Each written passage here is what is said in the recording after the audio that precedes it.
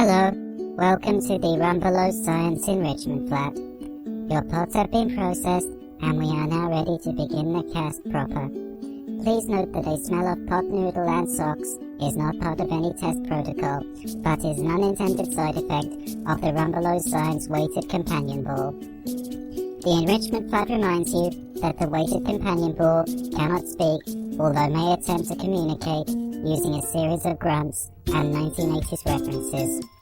There will be no cake, because the Weighted Companion Ball has eaten it all.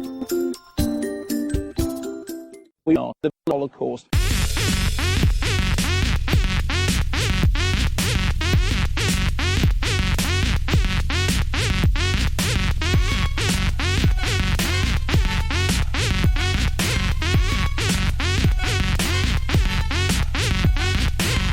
Welcome to We Are the Holocaust. Hello, everybody. Hello, Rob. Hello, Bouncy. We're back. Yay! It's only been 5 days since we last did one of these. It has. But I missed your beardy face, Aww. so I thought we'd get on with it. Yeah. Before we go to the title music, I've got Mad Libs. Okay. It's not a medical condition. Good. It's a game. This is. I have seen a lot of medical shows. Apparently, Mad Libs is the world's greatest word game. Now, I would say Scrabble. I probably would have. The world's greatest word game.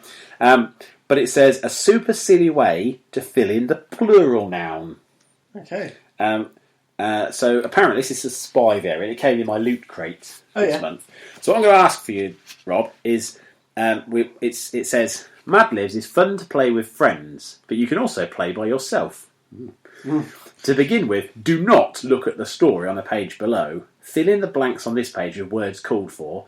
Then, using the words you've selected, fill in the blank spaces in the story. Okay. Now you've created your own hilarious Mad Libs. Registered trademark. We game. just think of the first word that comes to our head? Well, it sounds like it's going to be a kind of highbrow Cards Against Humanity. Okay. From the sounds of it. So, You're playing with me. It might not be that high. I need a noun. A noun. A noun. That's a doing word, isn't it? A noun? Running. Running. Is a noun a doing word? I've never really understood. You're asking the wrong person. Oh, see, this is right. We're going to go to some music and we'll look up what nouns are, and then we'll be back. That'd be a good idea. Right. 132 in Bush. I've got him at gunpoint.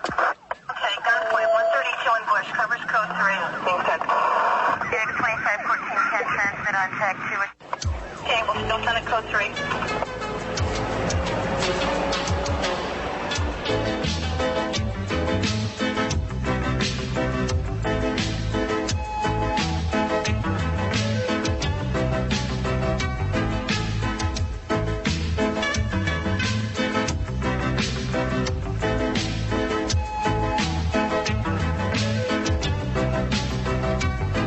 Bouncy, bouncy, what you gonna do?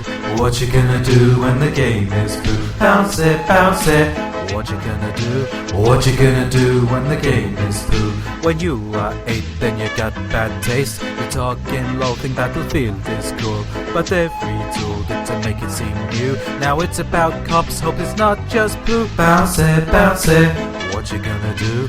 What you gonna do when the game is through? Bouncy, bouncy, what you gonna do? What you gonna do when the game is through? The Metro say it's wank. Giant Bomb say that it's wank. Euro Gamer now say that it's wank. Even the Telegraph say that it's wank. Oh no, bouncy, bouncy, what you gonna do? What you gonna do when the game is through? Bouncy, bouncy, what you gonna do? What you gonna do when the game is through? It is wank. It's a poo. It is wank.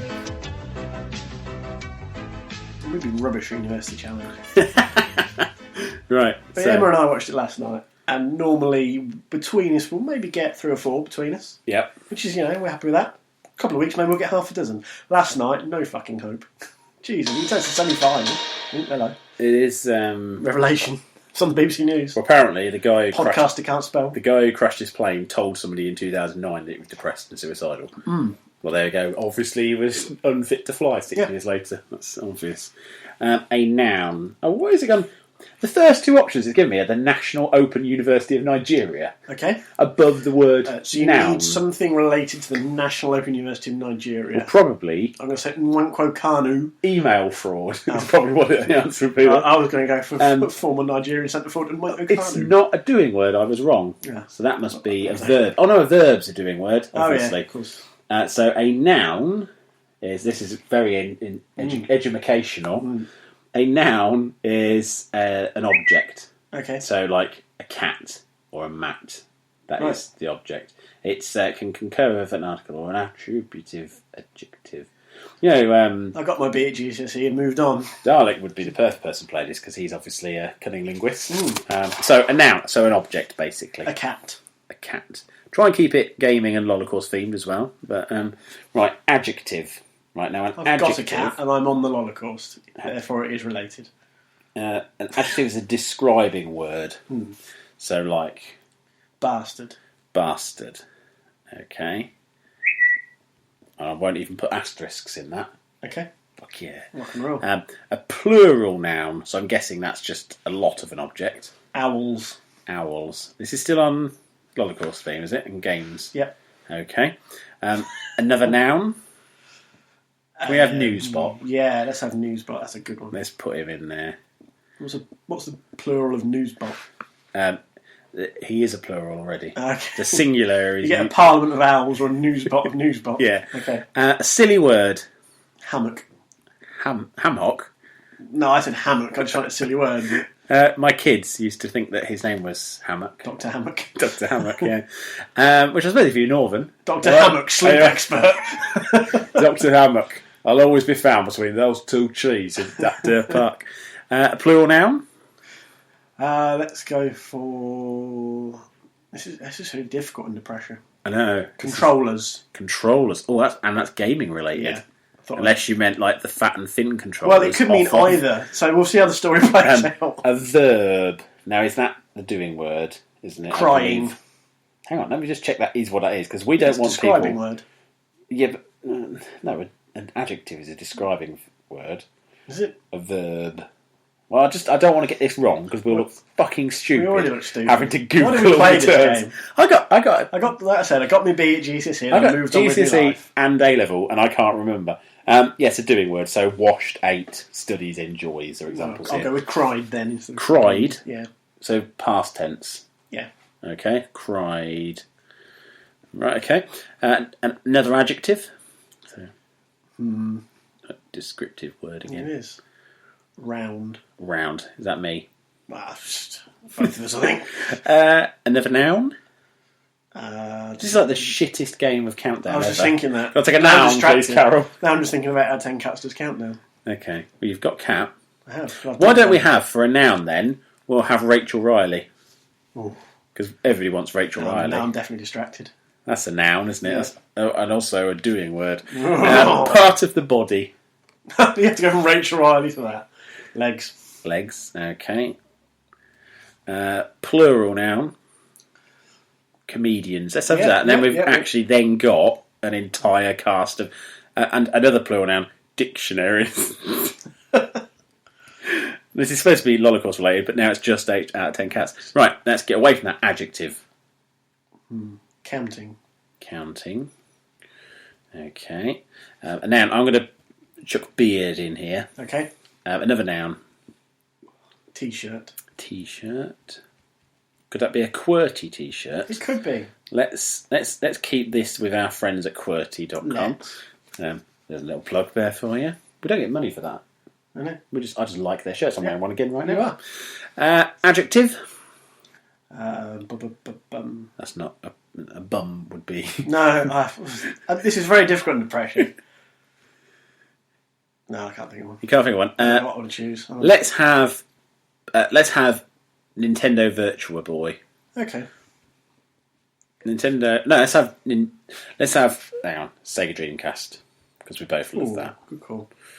And then we've got celebrity. We've already spent ourselves on that one. Rachel Riley. Yeah, Let's have Carol Vorderman. Carol Vorderman. That's the height of... I need to put Carol Voldemort then. Yep. I'm sure somebody's made that comparison before. Second cousin but twice removed. I bet Rachel Riley You know insists. what's amazing is we can talk for 2 hours every week about games and other subjects. When we're asked for words, we just lock up. Like, Well, apparently, now what I've got to do is, over the course of the show, I've now got to transfer those words in random, not random, it tells me which ones to put in, and I've got to copy them in, and then I'll read it all out at the end. And it will be hilarious, apparently, because it's the world's... Well, it says it on here, didn't it? Hilarious? Where was it? Yeah. Now you've created your own hilarious Mad Libs game. Okay. Well, you haven't created a game, have you? You've created a story, or you've completed your own hilarious story, because you didn't even complete the story. It's true. I'll just give you an example of the first one. The first noun was cat, right? And then the first adjective was bastard, right? So far, our story says, a top-notch spy deserves to drive a world-class cat with all these bastard features.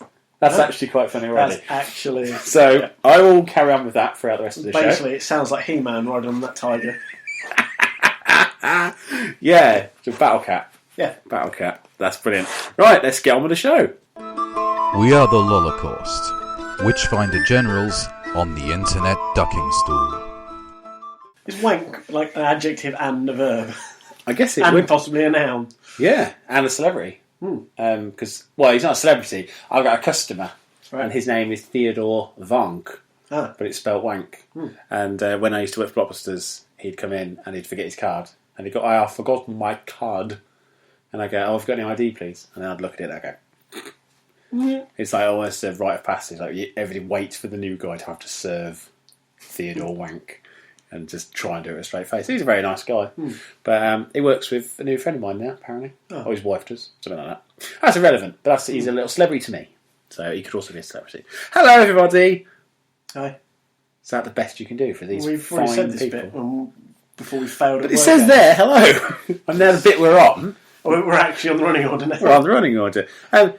We've been up to quite a lot in the last couple of days between us. So this week's show, we'll be talking about what we've both been waggling our joysticks to this week. I haven't got a joystick anymore. Have you got a joystick? No, there's only the thumbsticks on the Xbox. Yeah, they're not a joystick, are they? No. I really need to buy myself a proper joystick. I've probably got a couple of Atari and Quick Shots or something. Get upstairs. yourself some of those nice wipes in case there's discharge. Well, joystick discharge is a Holocaust character. There we go. So who knows? Maybe he'll be needing wiping. So this week we'll be talking about what we've been playing. We'll be looking at Tubeblockers episode 2, which is a distinct improvement over the first one in terms of audio quality. It's still unfortunately got none of us in there. Well, So it's got that hurdle to get over. We're going to be looking at Halo 5 and the ARG that's coming on from that. We'll hear a bit of stuff from Dalek about some stuff. We'll find out later. Let's have a surprise. Yeah. We're not going to listen to it in advance. spoil it now. We're going to look at some head teachers who are clearly have listened to the show last week. Must have done. And we're going to get the big plate out and seeing how our listeners like to play their games the best. So that's a pretty packed show. It is a that very we've packed show. already padded out by 15 minutes by trying to work out what verb is. Yep. We now know all of our proper English stuff. I've already forgotten it, to be honest. I know, but we now know. I'm going to do it like, I bet you there is. I bet you somewhere at the front of this book it probably does tell you what all these things Yeah. are. Yep, there we go. Advert. Oh, no, hang on. No, it doesn't. Yes, it does. Adjective. Oh, for God's sake. Why didn't we read the instructions, Rob? Because we're men. We used Google. We found the National University of Nigeria before we found the writing that says this is... The power of the internet. It is the power of the internet. So, that's something we've been up to. But what else have we been up to? Rob, tell me something you've been up to. I finally finished Mass Effect 2. Do you remember, in February, part of my 4 in February I do remember was to February. complete the full playthrough of Mass Effect. Now, Yeah. I had started it. Okay. Full disclosure at the beginning. I played 1, I was on to 2, I wanted to finish This 2, wasn't the I played first 3. time you'd played it. It was No, your no. Renegade playthrough. Not really, I just wanted to play again. Oh, okay. Simple as that. I just fancy playing it again with a slightly different looking character just to differentiate. And, maybe I made some different decisions along the way because it's just such a great series. So Yeah. I just wanted to play it. Nice little dance there. I like Thank that. you. I finally finished 2. So, fuck you, February, but I got there in the end. I decided, because obviously we discussed about the Nacho hat prize for yeah. Emma, When you finish all the games on your list, I will then make that nacho hat. Okay. So it's not time specific. Right. But obviously Emma will be then encouraging you more because she really wants that nacho hat. She does. So I thought that might be a win-win situation there for you. So yeah, going back to it, how has it aged? The gameplay is okay still. Yeah. Mostly because it's still story driven. So that element remains. Yeah. You're not going to change that, I don't think.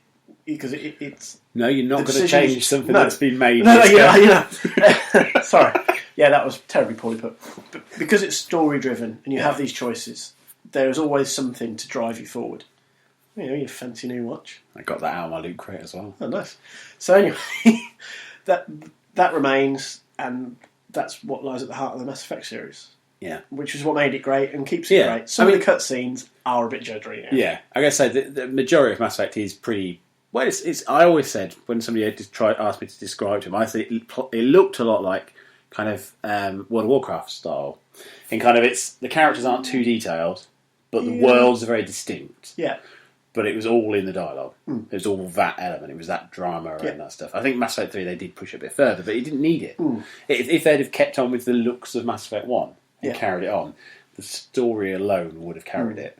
Well, I'm interested in going back to 3 now, because I've only played that through once. Yeah. I've played 1 and 2 3 or 4 times, but I only played Mass Effect 3 the once.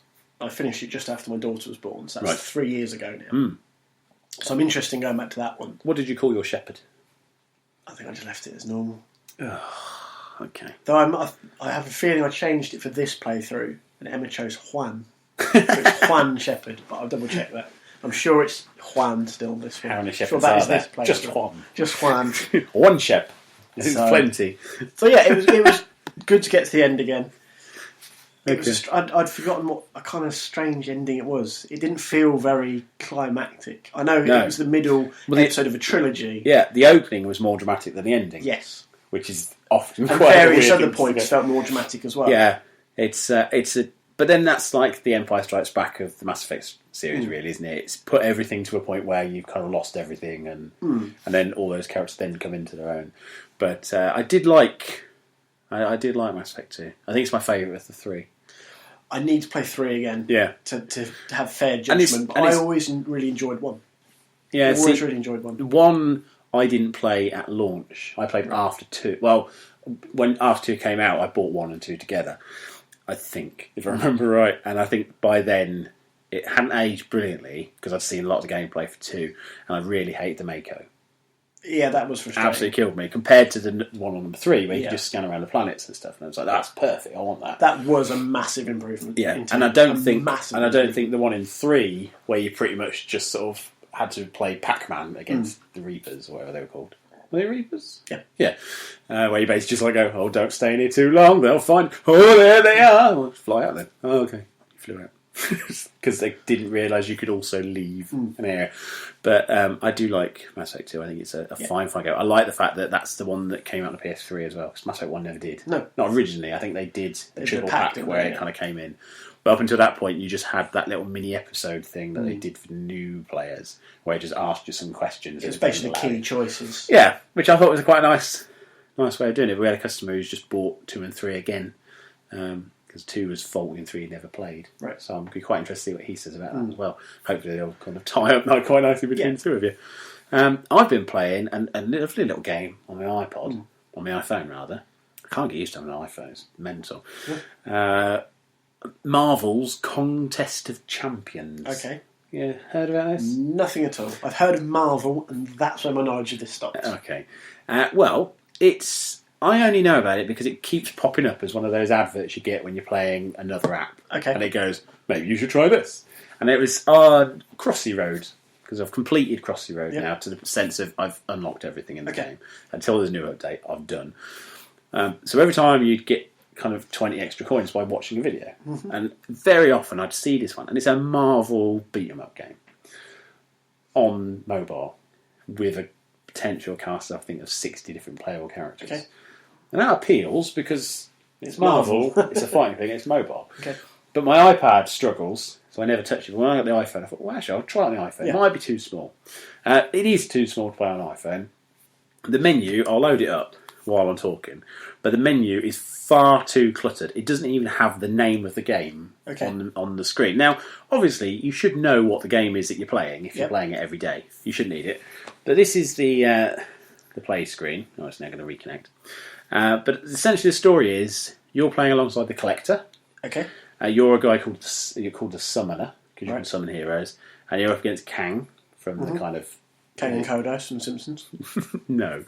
But that's the title screen. Okay. It's fucking terrible, frankly. It's a mess. Quite a lot going on. You don't really know what you're supposed to be clicking on. Crossy road notification. There we go. Yeah.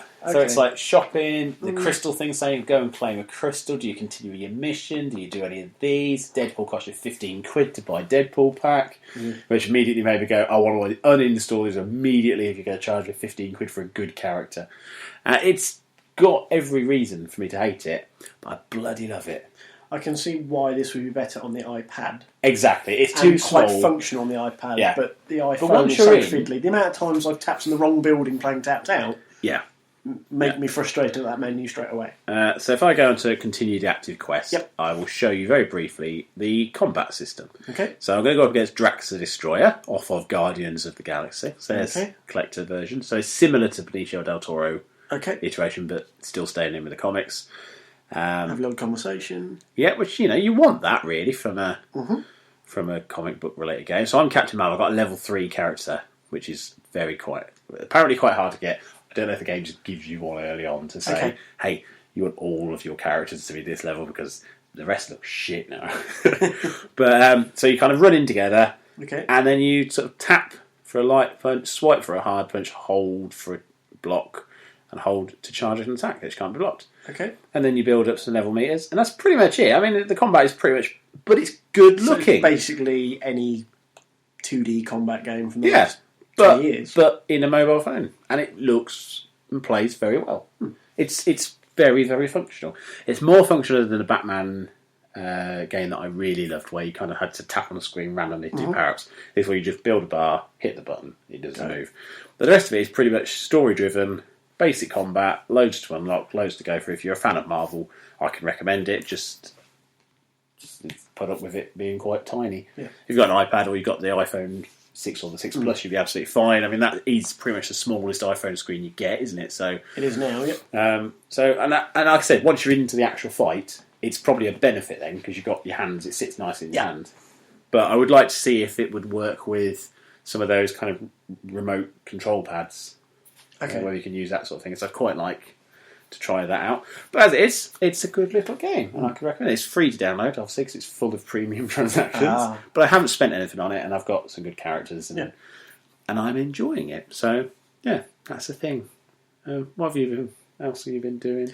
Game of Thrones Episode 3 came out this week. It did. Or last week, should I say, sorry. End of last week, because we recorded the last episode on the day it came out, I believe. We did, yes. So I downloaded it over the weekend, didn't get a chance to play it until yesterday. Okay. Obviously I've played episodes 1 and 2, yep. But enjoying it thus far. 2 did have some issues with glitches in when lines of dialogue were started. We talked about that, didn't we? We did, and they were a lot better in episode 3. Good. Still not perfect. It's still a bit clunky at times. Like when achievements pop up, rather than it being that smooth bop and it appears, it was a bit So it's a little bit clunky still, but they seem to have ironed out a few of the kinks, so it's not quite as disruptive to the immersion. There are a couple of moments where, unfortunately, it still happens, and it does make you go, ugh. But generally, again, it's a very strong episode. Quite a lot of stuff going on, as is Game of Thrones style. You sort of flit about between different characters. But it's proven to be a really good effort from Telltale. If they can stay on top of these little technical bugs, you've got a really strong addition to the Game of Thrones world here. Yeah. And I really enjoyed it. It's probably the best episode so far of the 3. That's good. Which is what you'd want. You'd want it to build up towards something. Certainly. Well, I had a little download this week as well. Forza Horizon 2 Fast and Furious. Well, we mentioned this off the air last week. Yeah. So this is a completely free download for the next couple of weeks to coincide with the launch of Furious 7. Yep. Which I can't hear that without thinking of Kung Fu Panda. It's kind of spoiled. I keep expecting to look and just see Jack Black dressed as a panda driving a panda car, a Fiat Panda car with Jack Jack Black. Black dressed as a panda in it. Just drag racing Vin Diesel. You're going down, bro! I'm not into tattoos. If I ever was going to get a tattoo, I'd want Jack Black as a panda in a Fiat Panda, which is painted up to look like a panda car. That would be amazing. Drinking a bottle of Panda Fox. Oof. So this is a free download. I've played it on the Xbox One. It's also available on the 360. 1,000 achievement points. I may have to look this up then. Definitely worth a look for that. I completed the whole thing and... Well, I say completed. I didn't drive on every road, do all like speed traps, but the actual achievements completed 100% in 5 hours. For a free download, 5 hours is decent, Yeah, I think. it's. I could keep playing that game. I've deleted it off the Xbox One because space is a premium, as Composer Gareth was bemoaning on I did say- Twitter today. 500 gig sounds a lot, but when you're installing 40 gig a time, it disappears very, very quickly. Especially some of the patches some of these games come with. Definitely.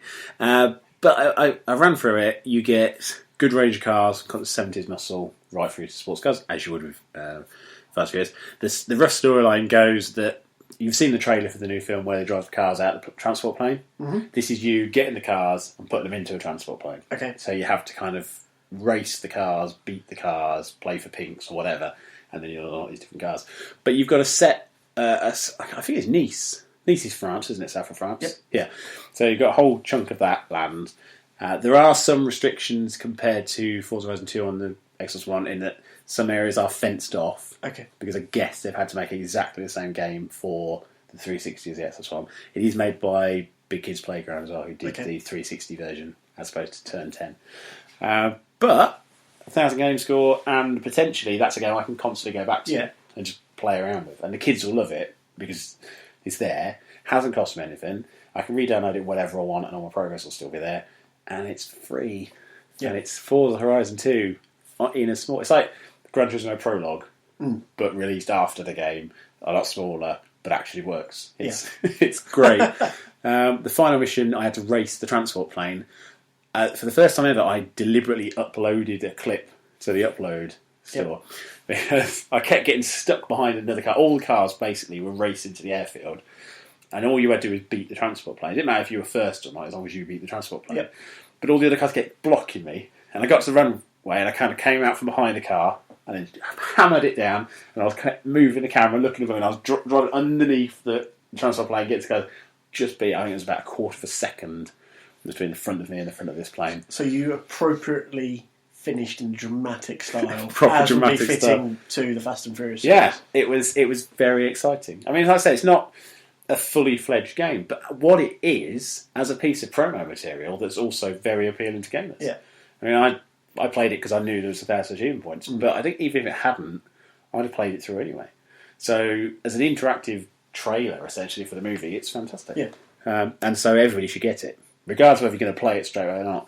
Get it now because I think it goes up to $7.99 once the film's out. Okay, so. I'll download it when I get home then. Yeah, what can people lose, really? I mean, you can get achievements. I'm going to get it on the 360 and get another 1,000 achievements pumped out, because I assume it will count as a separate game.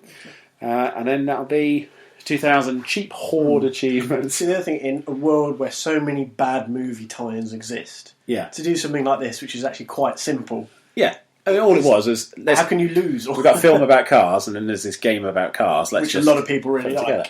I'd love to see the next Forza game, instead of being all, because Top Gear was a big license that Forza bought, to sort of say, we've got the Top Gear test track, we've got the Stig as a driver, we've got these cars that Top Gear have championed.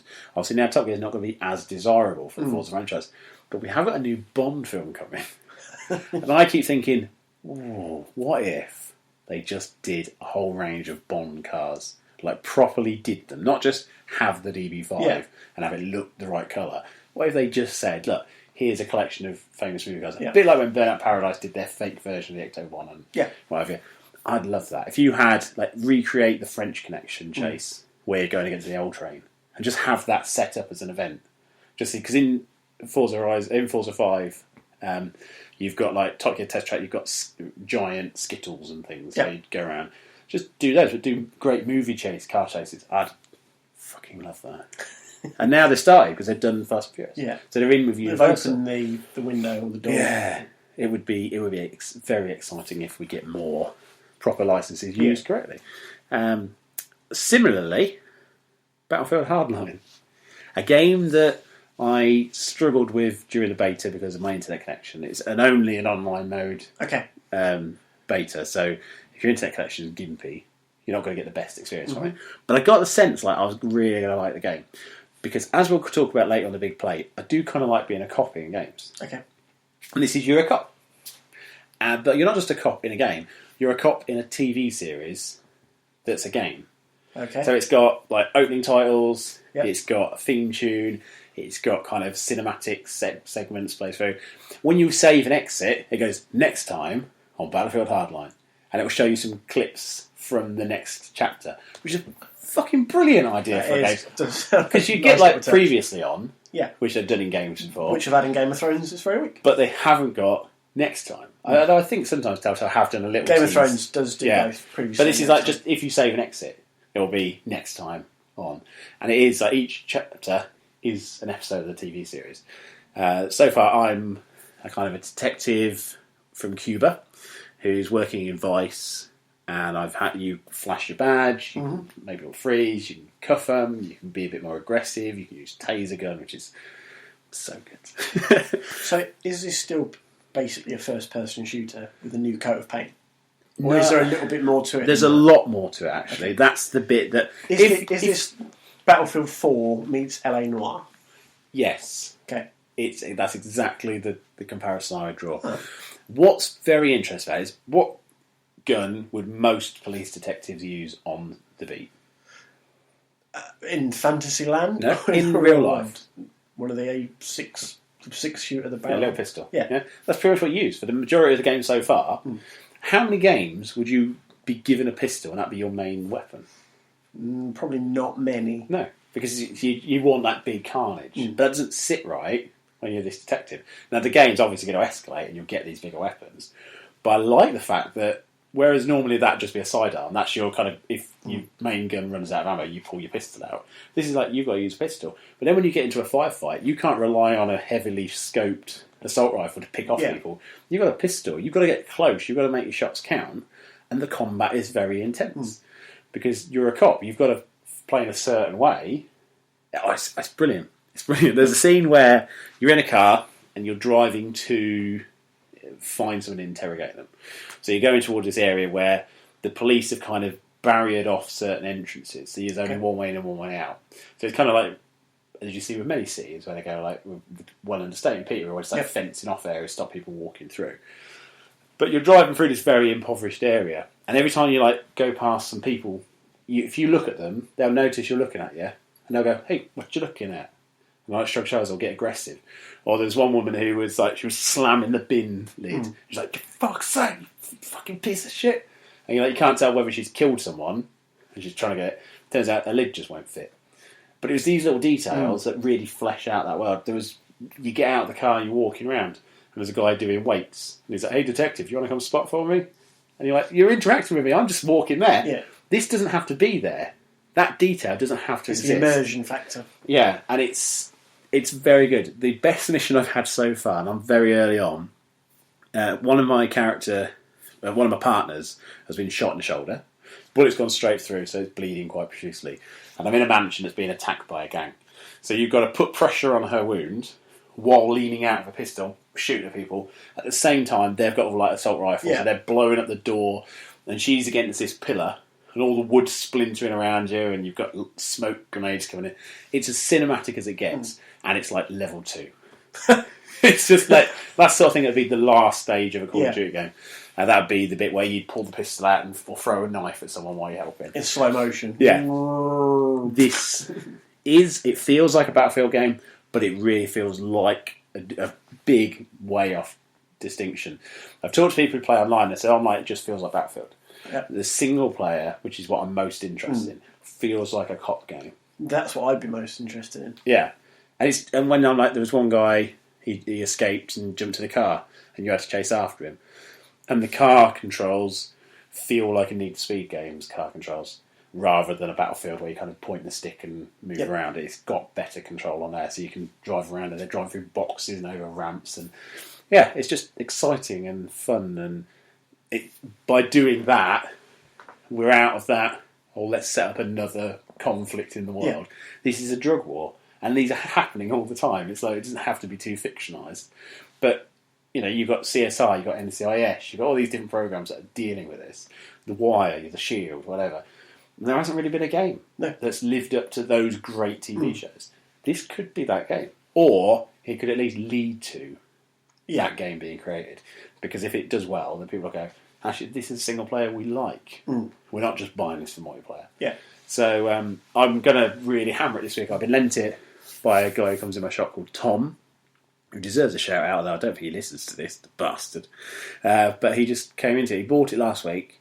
He's got 4 other games he hasn't played. Okay. So he said, look, I'll do you a favour. You can play it, and I'll just play something I actually need to play first before I get too lost in it. So I've got this for basically a week over Easter. And so I shall finish it, and then when we record again, I'll be able to report back on how good it was, and hopefully get you to have a go on it as well. So, that's pretty much me. Is there anything else you've been destinying? Always, every week. Is that an adjective? Destinying? But it's standard fare for me. I play pretty much every week. Are you bothered by the fact they've changed the weapon comparison in the Vault? Yes.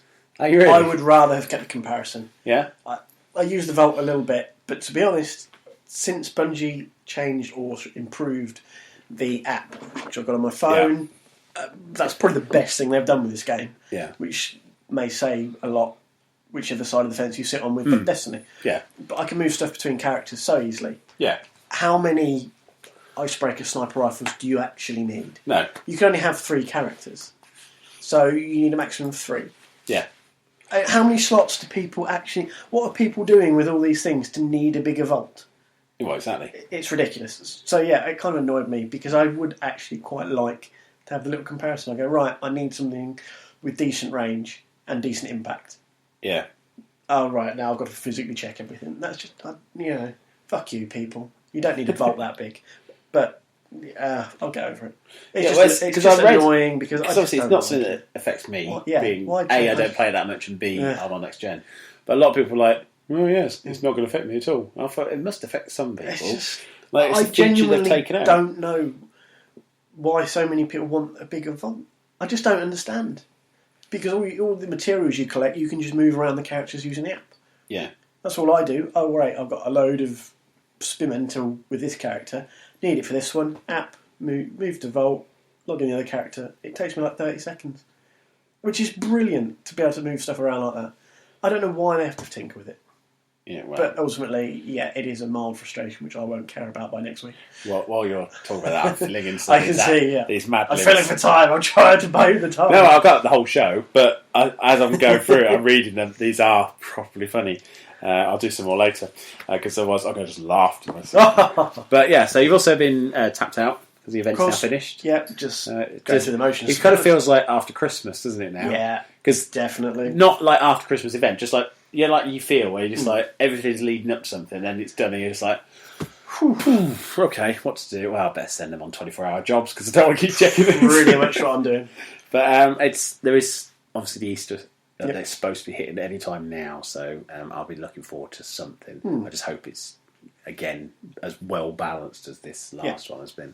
They did say they've had some incredible feedback on this last event, so hope that will shape future going forward. Yeah.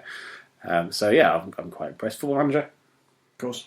West Side manager, East Side hockey manager. Yes, it's officially out, as we talked about it last Thursday. We recorded last week's episode, which was the day it officially hit the Steam. Which is almost like we planned that. Oh, it's just, of course, we're that professional. So, yeah, a lot more East Side hockey manager, surging forward my New York Islanders season. Yeah, very much enjoying it. As I kind of touched on last week's show, it's got the layout, the look of an older version of Football Manager, which isn't necessarily that surprising given that it's Sports Interactive again. But yeah, the positive feedback seems to be flowing in from all corners. A lot of people are happy to see it again. And the forums are busy with suggestions and bugs and things like that. I managed to find a bug. Somehow Peterborough's ice is marked down as good. I don't know who did that. I hope somebody's fired over that one. But yeah, I'm really enjoying it. And as part of the celebrations of East Side Hockey Manager's return, the the guys at Sega have given us 3 copies to give away. Ooh, Yeah. that's exciting. It is. So, as we mentioned last week's show, it's the early access version of the game. Yep. And it's downloadable via Steam. So it's download only, and it only works on Windows. So let's put that out there first. If you've got a Mac like me, either you need a virtual machine. Yeah, I mean, you've managed to make it work on a Mac. I have, using a virtual machine. I saw you played it earlier, so it's not that atrocious because you've not given up on it. And I did see it running as well for the first time. Yeah. Which just showed me an ice hockey stadium from the sky. Yep. As if I was flying. But it's the 2D match engine, which again lines up with the old Football Manager 2D top down. So, how are we going to give these away? Have you a thought about this? Well, I did have a think about this. Obviously, we want to give as many people as possible, a chance to get involved. So the 6 listeners we've got, we want them all to have a 50-50 chance of winning a code. Right. I could go really hardcore and have some obscure ice hockey question that would probably limit the amount of people. In the age of the internet, that's quite hard to do. It is. You'd have to do something like a conversation you once had while playing ice hockey. What did I say when the puck hit me in the face? Was it ouch? Yeah, probably. Right, we have to think of another question now. But what I thought would be interesting, because we've got some quite witty listeners out there. Gareth Whitty, he's actually a listener, Oh. and his name is Whitty. And Paul Whittip might be a bit There we witty go. as So well. we have literally got some witty listeners out And then we've got Postman Gav, who's the polar opposite. Well, so anyway, there's a strong chance the NHL will get a team based in Las Vegas in the near future. I'm surprised they haven't already, to be honest. It's been bubbling under the surface for a little while. Have they got any other sports teams there? There was an ECHL hockey team. Were they all murdered? No. I did see that episode of CSI where they had to investigate it. I do, I remember that one. They ended on the bottom of a dog pile. Never seen a dog pile on the ice like that. But anyway, yeah, there was a team. It was called the Wranglers. And they played in what was, I suppose, effectively the 3rd tier.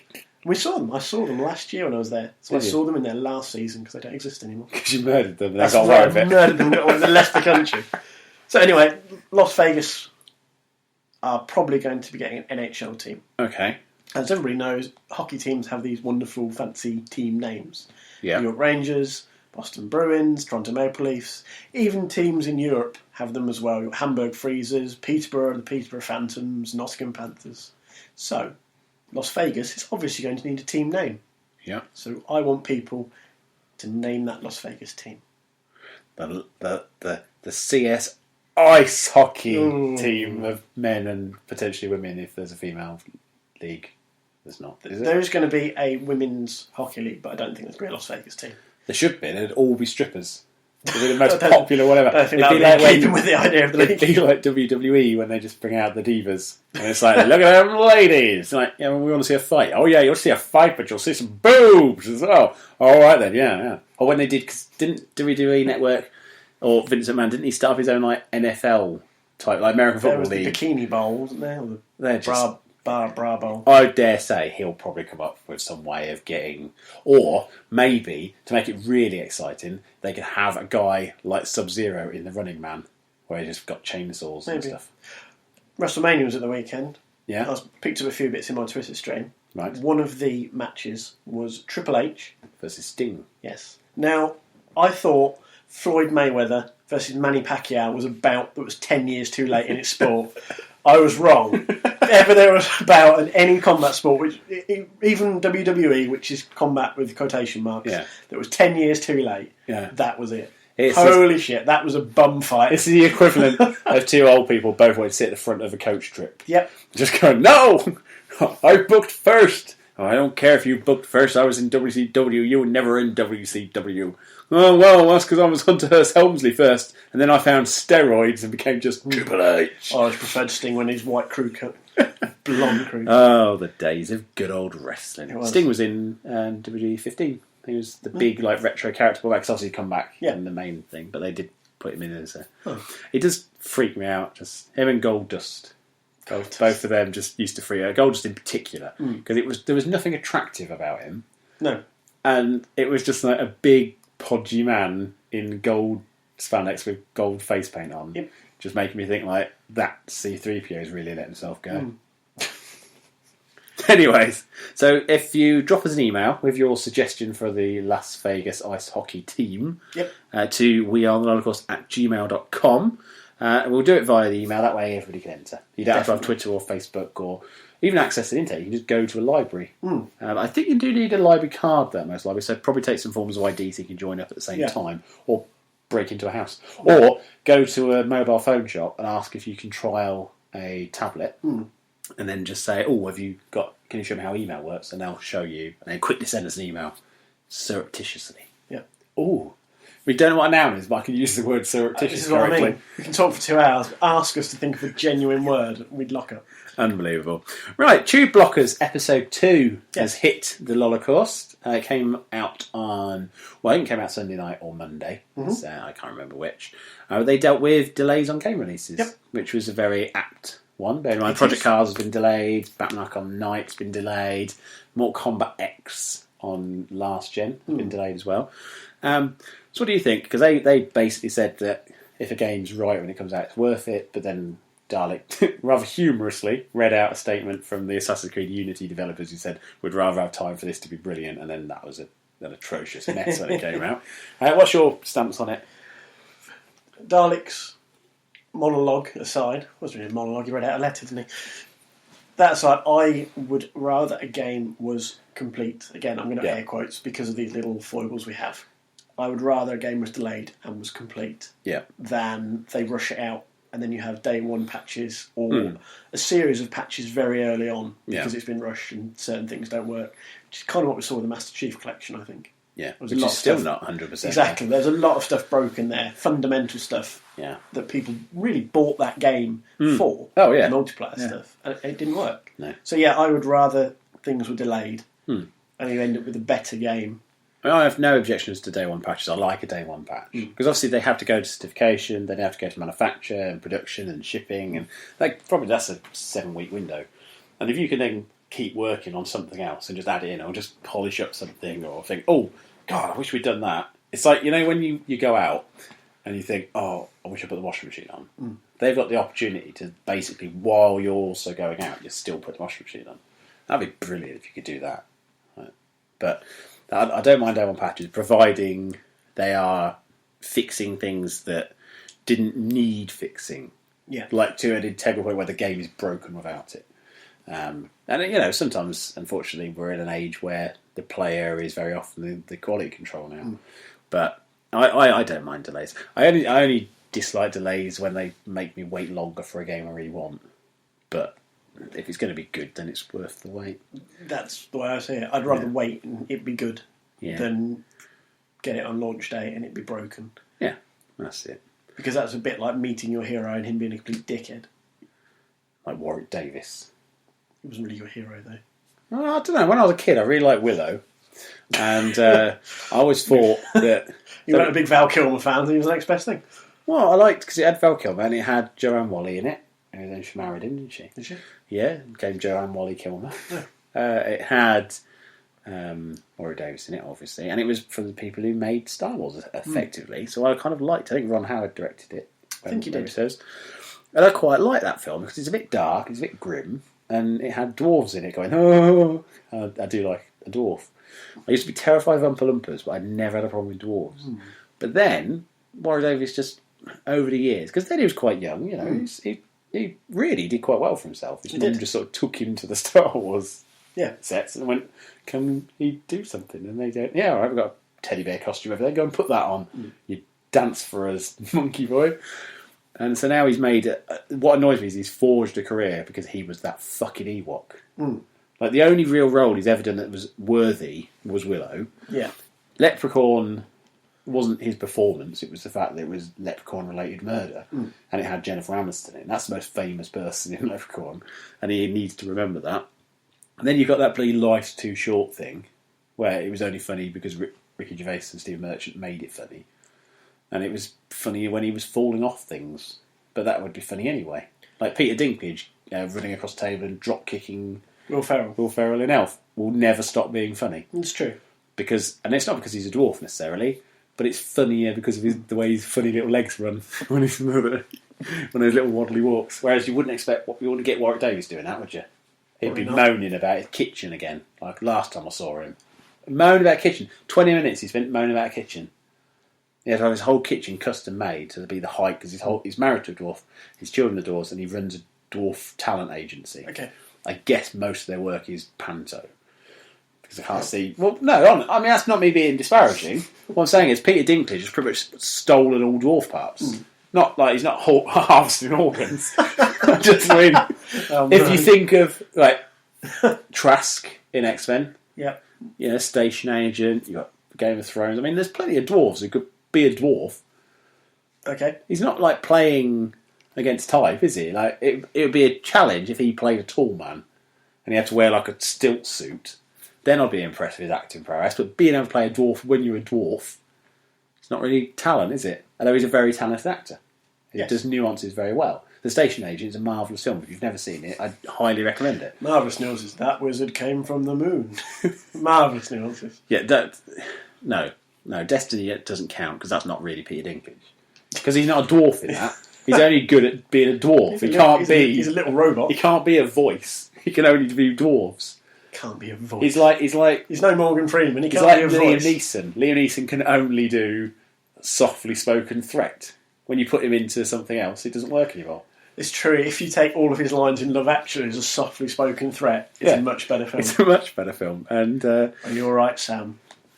You're fucking all right. You are fucking all right. Yeah. Eat your fucking dinner, Sam. I will find you and I will kiss you. So, it's terrifying. It's absolutely. I mean, frankly, if I got that, I haven't seen Claudia Schiffer since that film. To be fair.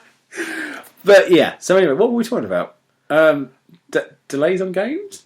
Was that, you went on a Warwick Davis rant. Meeting your heroes. That was it. Yeah. So no, I don't know. Let's go for a jingle while I get my head back on. Okay. Did you like the jingles I put in last week? I did. Where they're actually the jingles from series 2 and 3 of the Holocaust, and some of series 1 as well. Yeah. I brought the theme tunes back. Yeah. I found a folder with a load of our old files in. So I was like, oh, I remember how much I liked using those. So they're going to be back, and I hope Dalek will make some new ones as well. Yep.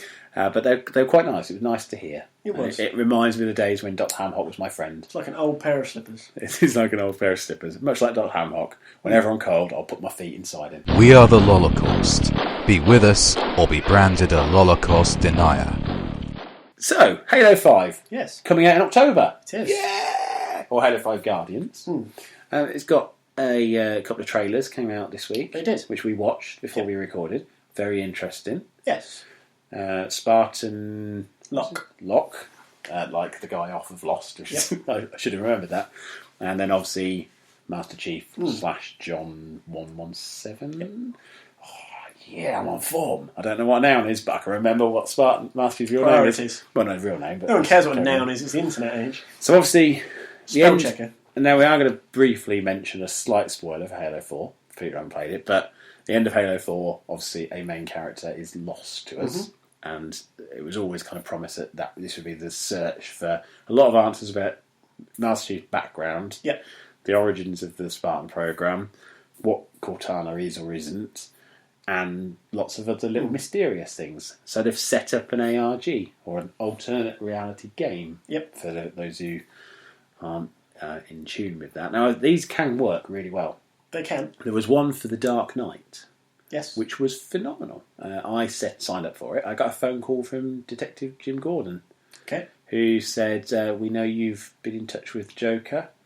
We need you to tell us everything you know." And if I'd have gone to a bowling alley, I don't know if it was Peterborough. There was one. I think it might be Milton Keynes. If I'd gone to Milton Keynes and asked, this is another one of your grooming stories. No, if I'd gone to Milton Keynes and gone up to the desk and said the right thing, they'd have given me a limited edition bowling ball that had a message from the Joker in it, and they sent them all over the world.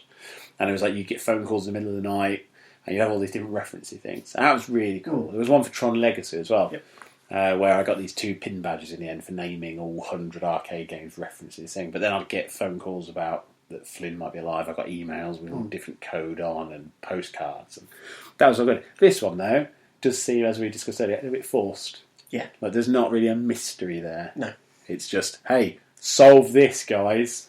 Yeah, and I have a little bit of an issue with that because, as you said, we talked about this a little bit before we started recording, and what you said was absolutely right. If was it 343, isn't it? Yeah, had registered a domain, even the most obscure, very lightly fluffed Halo reference, somebody would pick up on it. Yeah. Because there are people out there who've read the books enough, who've got immersed in the lore enough to go, Yeah. well, that was John 117's favourite flower when he was a 5-year-old picking daisies in the field, or whatever.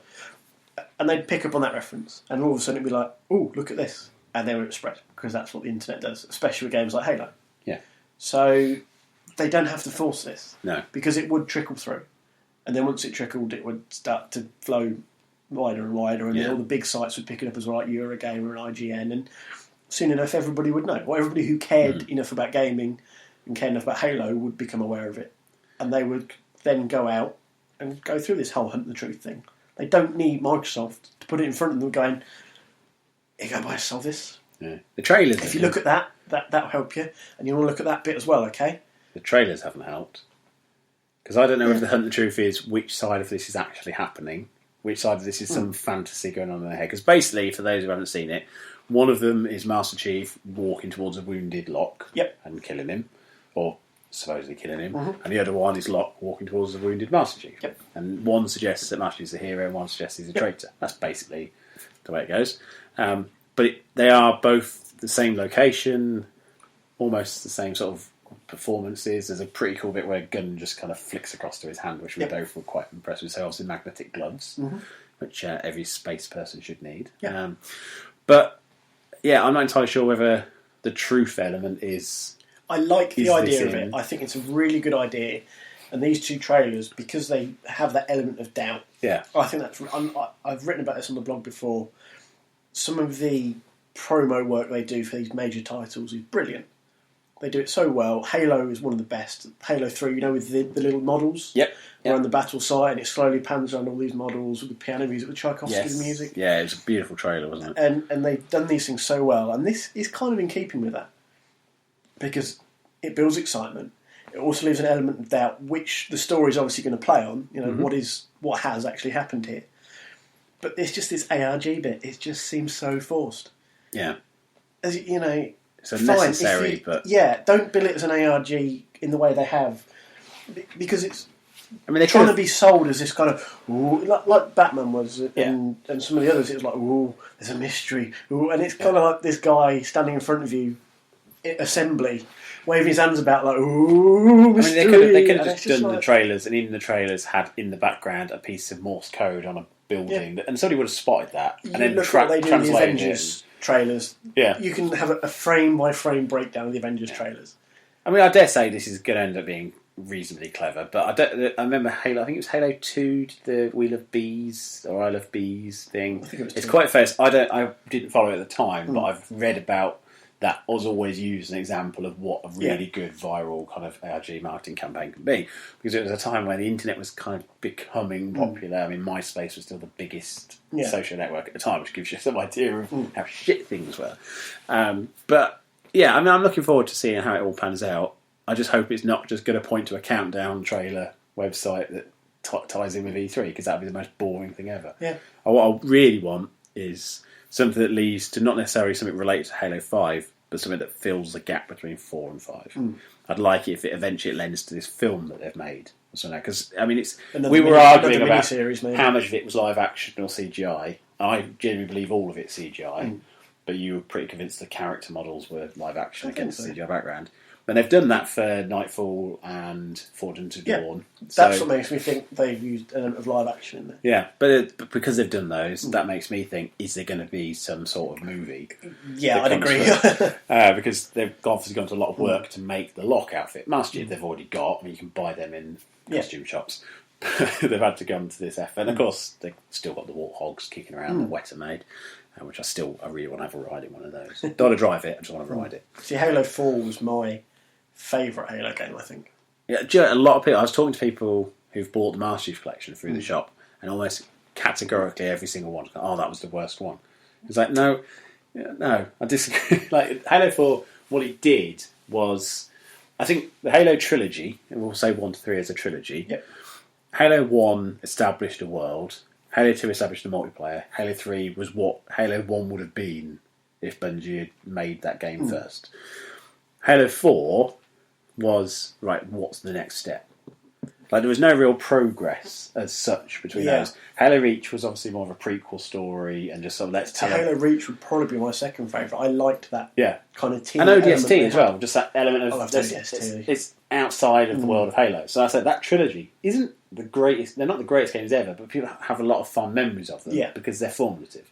Same as people really love GoldenEye, even though it's not aged at all well, and it wasn't great at the time. It's just people like playing it. See, the books probably drew me into the Halo world more than the original trilogy did. Yeah, I really enjoyed ODST, and as I said, 4 was probably my favourite of the Master Chief collections, and Reach was a lot of fun. Really enjoyed Reach. You're all right over there, just dancing around. Really enjoyed Reach, just that kind of team element of it, and I kind of got a little bit sick of I don't say obsession, but the whole Master Chief thing. Yeah. Because it felt like it wasn't all right. It was a game about one super soldier. So I've got to choose my words carefully here, otherwise I sound crazy. More so.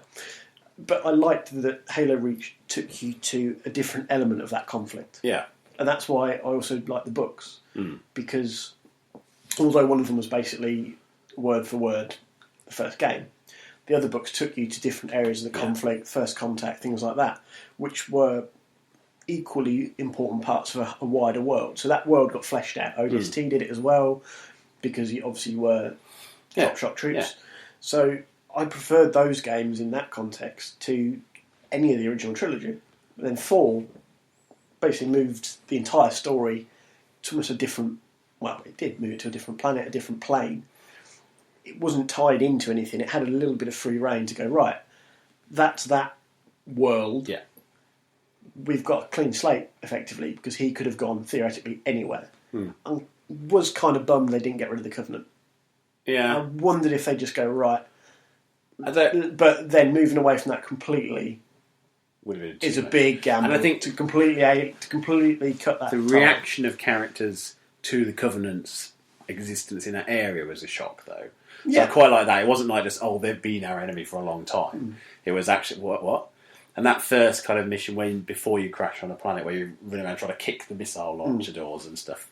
I mean, that was as intense as any other Covenant battle has been in many other games, without all giant tanks to unbalance it. I just think it's a shame that I think Halo 4, most of the flack it gets is because it wasn't made by Bungie. I think that's unfair, because 343... Firstly, a lot of them were developers from Bungie. Yeah. And secondly, they are as committed to the franchise as anybody else has ever been. Halo Wars, I enjoyed, because I like Command & Conquer. Yeah. And it felt like a mixture of the two. Because, see, I'm not a big RTS fan. No. So it wasn't for me, because I'm not that type of... Whereas I'm more that than I am first-person sci-fi shooter. So I really can't stand the first Halo game. I played it on the Anniversary Edition because I never had the original Xbox, and it just didn't appeal.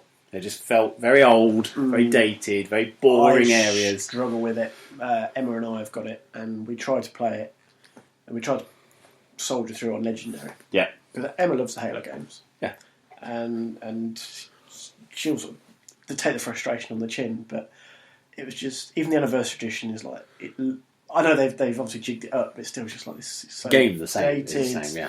It just little things, because the first person shooter would have moved on so much. Going back, it was too much of a step back. I just couldn't handle it, for lack of a better term. No. So we switched to 4, and I'm like, I actually really enjoyed this. Yeah. Despite doing it on Legendary and being chronically frustrated by certain areas, which is part and parcel of playing on Legendary. Yeah.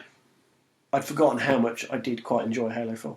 And I would say, of the Master Chiefy ones, definitely my favourite, hands down. It's a very, very good game, and I'm very excited about 5. Yeah. Very, very excited about 5. Right, well, let's go over to Dalek, who's going to talk about El Hijo, apparently, according to the file name. Let's find out what that means. Hello, everybody. Dalek Sex speaking, at the Voice of Sex on Twitter, should you be so inclined. There's no music for this one, and it's not pre-scripted. I will be doing lots of more pre-scripted stuff in the future on Bloodborne and Hotline Miami 2, two of the best things that have ever happened to me. But this week I want to talk about Pedro Aguayo Jr., the son of Pedro Aguirre Sr., known in wrestling as El Hijo de Pedro Aguirre or just El Hijo. A real-life wrestling junior, not a plot junior, and a childhood friend of Rey Mysterio Jr. from the WWE, among other places. He was obviously a luchador. He was also a lucha promoter. He was all round a pretty good guy. Last week, he and Rey Mysterio were fighting in a match in Tijuana, and Rey Mysterio drop-kicked him in the shoulder into the rope to set him up for the 619. Now, nobody knows exactly what happened. Some people are saying that the dropkick knocked him out cold, but whatever the reason, he fell improperly into the ropes, and the force of the ropes coming back on him, presumably some sort of awful whiplash effect, broke his neck, and he died pretty much instantly. Now, we all know that fans of a thing can be just about the most awful human beings on the planet, and quite a few people are blaming Rey Mysterio for this. He's getting quite a few death threats. Says he doesn't know whether he's ever going to want to wrestle again. I certainly fucking wouldn't. I wouldn't ever be able to do the 619 again. Just make me think of the time I accidentally killed my childhood friend. But whatever. The point I'm getting to is this. It's an awful, awful thing. It's pretty fucked up. If you want to do something involving wrestling this week other than watch WrestleMania on Daily Motion, why don't you hit Rey Mysterio up? Go find him on Twitter or other social media or an email or via his agent. Just give him a pat on the shoulder, okay, and say to him, "Hey, you know what? You're alright. You entertained me. Don't give up. You're not bad." I mean, wouldn't that be a better thing to do than spending another week complaining about Roman Reigns or whatever the fuck it is this week? Yes, it would, wouldn't it? Yes, it would. It's a rather sombre Dalek thing. It has me expecting something funny and hysterical. Instead, that's almost brought a tear to my eye. That was very... It's always weird, isn't it? Because as we were talking about earlier, where you put fighting in inverted commas, when someone does die, because you know it wasn't an actual act of violence, it always seems a little bit worse. Like it's an entertainment for everyone. It's not just like an adult entertainment. Like if it was cage fighting, like the UFC, and somebody took a bad blow to the head, you can think, well, that's a proper fight. You know, that can happen. Whereas you've kind of touched on it there. I know earlier on, because people know there is that very strong element of choreography in wrestling. That's where the inverted commas come from. Yeah, because we know it. Let's not beat about the bush. They know about the choreographed elements of things, but it is still very physically demanding. Yeah, and sport. I can't think of a better word. Sorry, but it's still very physically demanding, and some of the moves, stunts, whatever you want to call them, that are being used, they are so precisely, and they have to be so precisely choreographed for reasons like this, unfortunately. So, as I say, as much as you put the inverted commas, they bill themselves as entertainment. To kind of, honestly, skirt around it slightly. There's no, it's not sport. I mean, well, no, we're here to entertain. In a sense, to a very high energy level. I sometimes wish, when you ever watch wrestling, now it goes, we're professionals, don't try us at home. Yeah. They should just show Owen Wilson. They should show... Owen Wilson, you've done it again. Owen Hart. It's always Owen Wilson. You did it 2 episodes ago. To be fair, they're both people who had wonky noses, blonde, straggly hair, didn't talk properly, and most people wouldn't have minded that he died. Owen Hart didn't talk properly because he was Canadian. Well, that's not an excuse. Frankly, I know Canadians and they can talk properly. Some of them talk French, which is stupid. They're not in France; they're in Canada. Call it French Canada all you like, but it's not. It's Canada. I had a conversation with a French Canadian in French on the train when I went to Canada. I was very impressed with myself. Well, fucking shame on you. No, frankly, you're not French, and neither's he. Stop speaking French. It would be like me talking to you in binary code and you know what I'm saying. You might be able to do 10011011010. Except you might be able to do that, but we're not bloody comports, are we? Don't call me a communist. Are we human or are we just comports? The signs of The killer's less successful here. And my knees are brown. I did that as well, trying to work that out just now before. I still can't work it out. So yeah, we started to pull it back now. It's starting to be a bit more funny. Should we have some Mad Libs? That might, because that was all. I mean, it's a worthy thing to discuss, and thank you, Dalek, for that. But we need to bring us back into funny because the next thing's quite bleak as well. So where do we go? So a top-notch spy deserves to drive world-class cat with all these bastard features. So feature 1: computers and TV monitors to communicate with owls back at headquarters. Yep. Newsbot-activated doors that slide open when the password hammock is spoken. Jet sprays that shoot controllers so that any enemy in pursuit will crash and cry. I had to change cries to cry because it didn't seem right. A round punching Rachel Riley that will bonk an enemy. What? Will bonk an enemy on the legs. Oh, like an attack. I thought for a second this was sexy Mad Libs. Rachel Riley bonks an enemy on the legs if he gets inside a vehicle. Razor sharp comedians, that worked quite well. Yep. That's one of the ones I laughed at. Along the outside edges of the car to slice the tyres of others passing dictionaries. A counting battering ram on the front end to bash into a QWERTY t-shirt barricade. Beard boosters. I really want a beard booster. I got a beard booster. Beard boosters that will propel the vehicle into the air. Best of all, a Sega Dreamcast sound system that fills the vehicle with the sweet melodies of Carol Vorderman. Yeah. That was mildly amusing. I wouldn't say hilarious, but there's like 40 pages of this. We do it every week. Yeah.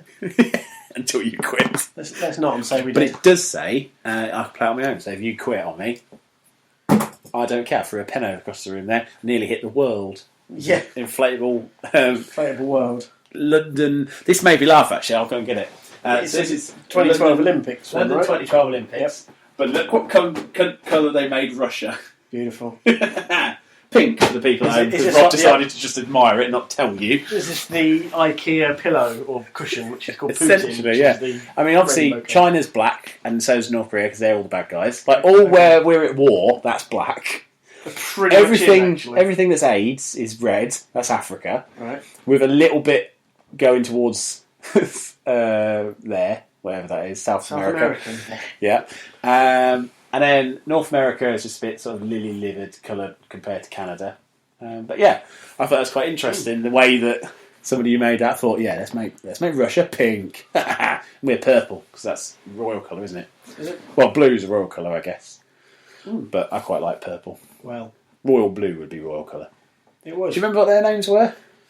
Wenlock and something with them. Mandalay? Mandeville, I think. Mandeville. Something like that. Yeah. Of course, Stoke Mandeville. The famous Wenlock and Mandeville. The one that you can now buy in any pound shop up until the country. Yeah. But there you go. That's a thing. Right. Here we get on. So, Nantwich Education Partnership. You ever heard of them before? Well, before this week, obviously. No, I just assume they're the Education Partnership in Nantwich. Basically, these things happen a lot. Now, for the listeners at Education home Partnerships. who might not know, I, for 5 years, was a school governor. Mm-hmm. So I'm very well versed when it comes to education, partnerships. Not Nantwich, I don't know anything about them. But also a lot of the ins and outs of running a school, which is quite handy when it comes to this story. Because... basically, the head teachers that make this up, so this is a collective of schools that's not necessarily under like a local authority, but so it could be academies or local schools or church schools. They can all come together and share resources, share best practice, and just discussions. Now, the head teachers have got together and they've decided that if in their schools, and this includes primary and secondary, but mostly primary, if in their schools they have evidence that children are having a lot of exposure to adult-rated games, they will report it to child welfare. Which has garnered a lot of criticism from the gaming community. Now, we've talked about this before, where any time somebody attacks games, gamers go, whoop, sorry, I played an 80-rated game and I turned out okay. That's not what they're saying. What they're basically saying is, if these kids... if you think about what child abuse and child neglect comes to, if you take... This is my rule about racism. Right? if you're talking about somebody and you're not sure about whether it's racist or not, you just insert whatever word it is for black. And then generally you'll find... So like if you go, I don't like the Irish, you go, well, that's not racist. Well, I don't like black people. They just come over here, tarmacking our drives. It suddenly sounds a lot more racist because black's inherent with racism. People think, well, it's a white person can't be racist. And balls to that. With this, if they were in a house where 18-rated porn was being shown, now not R18, just 18-rated porn, and they were being sexualised, I would say you wouldn't find many people going, oh no, it's up to their parents what they watch on TV. If they want to watch 18-rated TVX, then they can watch it. And this is the same thing. It's an adult product that maybe we've all had access to things, but I watched 18-rated films. Yeah. It doesn't make it right.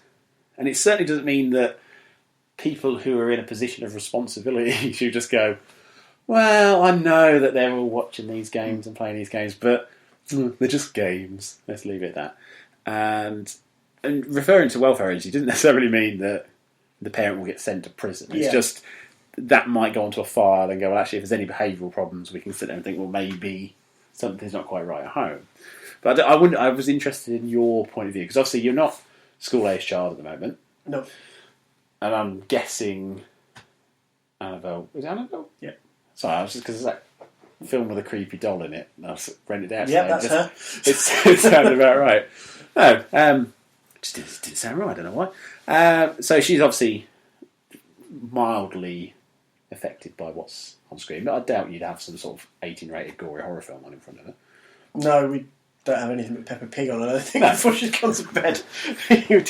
Control of the TV is gone at the moment. So because of that, you've got no vested interest. That's what I'm saying. I've got kids like I've got a 13-year-old son who wants to play 18-rated games. I refuse to let him, with the exception of a couple of minor ones. And we've talked about that before, about open world games and things being different.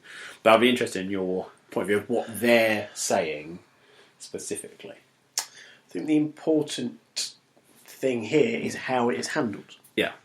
Because I know when I used to work for Peterborough City Council as a play worker. Yeah. And basically we ran lots of youth centres, but for 5 to 13-year-olds. Yeah. So because we were, I don't say involved in this kind of thing as such, but we were in a sense. If we had all the training, if you see things that concern you, who do you report it to? Yeah. If it's just even a mild concern, should you speak to your line manager, for lack of a better term? But it is difficult, and you've got to. How they do it is the key, I think, because if they go sort of barging in, that's potentially detrimental as well. But that's the case with any exactly, concern, and that's the thing. It's knowing when you need to step in or say something, both officially and perhaps unofficially. At what point do you say we have these concerns about little Johnny? Yeah. Do you or your partner, do you play these games actively during the day when he's around and and stuff like it? It's difficult because how do you enforce it?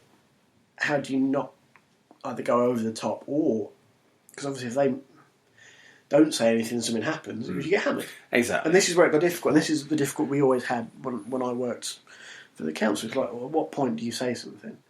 Because the other thing is, if you say something and you're wrong, the family stroke parent could get absolutely blasted for it, and there'd actually not be a problem. No. And that's where it gets very difficult. And as you said, you draw comparisons to things on TV. Not just like you can go to the extreme end of the scale and say porn, but equally if they're still up after 9 o'clock, countless films and adult TV shows, even just cop shows, or even just comedy shows with a lot of bad language. Yeah, so it's kind of how you balance this out with other, I call them entertainment products, that they might be exposed to. So I don't disagree with the idea, because as you said, if there was extreme television shows, films just being watched, call it inappropriately, then they would flag it up, and as you say, people probably wouldn't object to that. No. You shouldn't be watching Predator in front of a 2-year-old. No. I mean, this is the point. And that's the thing, as long as it's proportional, Yeah. Because that's one thing we've had this discussion with gaming, where things can be disproportionate. Yeah. Because perhaps the understanding isn't there. So we go, oh, games are evil. Yeah. What about 18-rated films? Well, we talked about that Yeah, last week. exactly. With the That's what I mean. This is That's why why- this stood out to me, because this is actually tied in with it. Yeah. So this came through, and I mean, maybe it wouldn't have made the news were it not for the previous one. Interestingly, we talked about that police commission thing. The BBC talked about that 2 days ago. Yeah. We beat the BBC to the scoop. Yeah. And they still haven't responded back to us, though. They'll go to the BBC and talk, but they sent an attractive blonde to do it on there rather than him. To fob you off. Which, no, not to fob me off, I said the BBC. So she was slightly less offensive sounding as this police commissioner. I mean, my stance on it is, and it always has been, I've seen awful things happening in playgrounds because of games. Now, I've often said, I don't believe there's no link between people's actions and the influences in their life. It's different to say that games will make you do something, but everybody is influenced by everything. So if a child has a lot of, say, got a parent who's very sexually active, maybe a single parent who sleeps around a lot, that child, generally, it's understandable if they become overly sexualised, they have an emphasis on sexual language and behaviour. And I've seen that evidenced in 5 and 6 year olds, where they're kind of simulating sex positions. And you think, there's no way that child should know. That's a concern. That's something that will be reported. Now, there's a difference between, have you ever played this game? Yeah, I've played this game. Right, you're going to be reported. Than what I saw in a playground where two kids, 5-year-old kids in smoby plastic cars, were driving after each other. And one of them was leaning out the window going, I'm going to F you up. But, I swear, well, I'm going to fuck you up. He was leaning out making a gun noise. And then the other one rolled it over and then pretended to be dead. And the teacher asked what was up, and they go, we're just playing Grand Theft Auto. That, I mean, as innocent as it, and there is the argument of, well, cowboys and Indians or soldiers is fine. But you could watch a PG film that's that. You could be doing a car chase, you could be cops and robbers.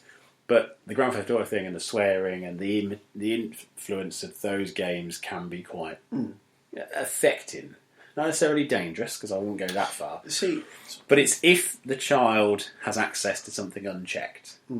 That's just one thing. And that's the point. We talked last week about it has to come down to parents to be responsible. You can't, and that was the problem I had with what we were talking about last week, is it just seemed to absolve. And what this is saying is, well, parents should be responsible for their children. We can't blame the video games. We have to blame the parents. Yeah. And then loads of gamers went, no, hang on. When you're blaming games, you're saying no. When you're blaming the parents who let their kids play the games, you're saying no. At what point do you have to step back and think, parental responsibility is a part of it? If you've got kids, you kind of, and it's not a contract as such, but you have an obligation to make sure that your kids are following a moralistic lifestyle. Now, you can decide what's appropriate or inappropriate for your child. I would argue that when my son's a little bit older, a little bit more mature, I would allow him to start into some 18-rated games. Yeah. But generally, that would be an 18-rated game that's 18-rated because maybe violent acts, not plot. Like Black Ops 2, I believe it was, where you went back to Cuba. I didn't play Black Ops 2. So. I think there was a scene in there where the character you were fighting against, it might be Black Ops 1, might be Black Ops 2, was angry because either a child or friend or sister was killed by American troops that went in. Okay. And so it had a scene in which, for all intents and purposes, she was blown up and burnt alive, I think it was. And that's very distressing. Like, that doesn't... It's not inappropriate in an adult-rated game. But that's not something I would want my children to have to try and process. Yeah. So, but the multiplayer of Black Ops is just shoot the man falls over, and carry on, man gets up. That's a game. The story is not necessarily a game side of it. It's framed in a different way to some other possible. The World at War. Yep. Fantastic TV series. It used to be on Sunday evenings. Yep. Yep. So theoretically, anybody could see it. But because that is framed as a war documentary. Yeah. Yeah. Whereas that's the other thing with games, and again we've touched on this before, is the element of separation from reality, as opposed to where it meets with reality, and it can be a warped view. Yeah. the World at War was very, this is war. Whereas, let's say, the World at War, Call of Duty World at War, blurred that line a little bit. Yeah. Where it makes it, and this is what I mean, that this, if it's a measured approach and it's done right, this idea that this education partnership has got seems like a more effective method of addressing the situation than some buzzwords from Northamptonshire. Slapping an adult only sticker Yeah, on exactly. boxes so it's already 18 rated. Exactly. So this has got potential, Yeah. for lack of a better word, because it does deal with something that can be an issue. And the interesting for me is this hasn't come from government No. or from a trade body. This has come from a group of head teachers who want to protect their children. Yeah.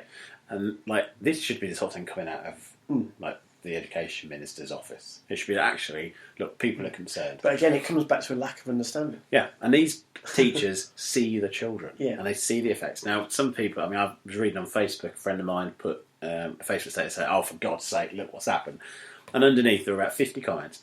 I'd say 46 of them were like, "Oh, I played Mortal Kombat, I played this, I played that." But there was 3 people who all worked in schools, and every single one who'd worked in school said, "I see this every day." Yeah. I see this every single day. And you'll know from working with it. So the stuff that you're told, oh, that affects children, people go, it doesn't. It really does. Children are far more vulnerable and impressionable than they want to let on and than what parents would like to think. But also, this is an education thing.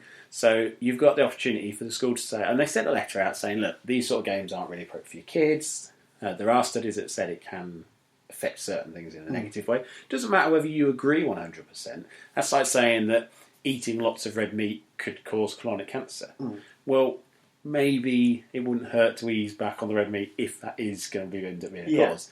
This is what this is saying. It's not all out saying, look, any hint of an 18-year-old gamer, you're going to prison. This is, look, you need to understand that these are products for adults, not for children. And like I said, I have less of an issue with kind of 14 upwards. Yeah. Because I think by that point, there's differences in maturity and you can make a very conscious decision. Yeah. But a 6-year-old processing information is very, very different. And from younger as well. And it's interesting reading responses because if you're a parent, it's your responsibility, it's your choice. But if there's a kind of legal issue there or a welfare issue, like I said, you just have to take that example and just change hers. If there was access to illicit drugs in the house, I mean, okay, maybe that's bad, or maybe smoking, heavy smoking. And the kids in the playground were all doing smoking, and they were coughing, they were spluttering, and then they'd started to smoke, and by 10 they were smoking. That's not a good thing. No. And if the school had some way of saying, look, we've noticed your kids talking a lot about smoking, maybe we can kind of point you in some agencies who might be able to help you deal with that. That's fine. But there is such a lack of information, not lack of information, because there are, like Peggy and stuff, got loads of stuff. But it's not, unless you look for it. How many people really read the Peggy stuff? Yeah, I mean, my partner, as we've talked before, she's not into gaming at all. Yeah. And when her son wanted Destiny, I took her through what the Peggy ratings mean, and I took her on to IMDb, where they do the Parents' Guide, which is written by people who say, right, well, I played through the whole thing, this is what sex and drugs, this is what sex is, what drugs are, what bad language. And I said, look, that lets you make an informed choice, whether you think your 11-year-old can play a 16-rated game. If you make an informed choice on, say, a 16-rated game, that's one thing. But the 18-rated game should kind of automatically flag. It's a red logo. Yeah. It's like the variance there between a 16 and 18 usually is quite a stark leap, and usually it's either something that's thematically very challenging or something that suggests a lot more of swearing, drug abuse, and what have you. And that's there for a reason. I cannot criticise a plan which aims to protect children from potential disruptive influences. I totally get that a parent can decide whether something's appropriate or not. But if your child then goes to school and is shouting around and talking about all this violent acts from a game, then clearly that's something they're not dealing with very well. Yeah. It's different just playing. I mean, I didn't go into school and go, oh yeah, I played Mortal Kombat last night, and then threw a chain at someone. I'd probably talk about it excitedly, going, oh, I played this game, have you played it? That conversation is not that dangerous. It's when you're then becoming a bit more aggressive and you're using that as a... When they're doing shadow kicks across the playground. If you do that, then that But again, isn't this largely comes down to the whole process here comes down to understanding. Yeah. And again, it's where games blur the lines. Yeah. If you said RoboCop, people would say, well, that's not an appropriate film for a younger child. Again, maybe mid-teens, you'd say, well, all right, they're a bit more world-wise now. I'm happy they're mature enough to watch RoboCop and understand what's going on. Whereas an 11-year-old, you probably say, no. Yeah. There doesn't seem to be that same level of understanding. No. For games. No.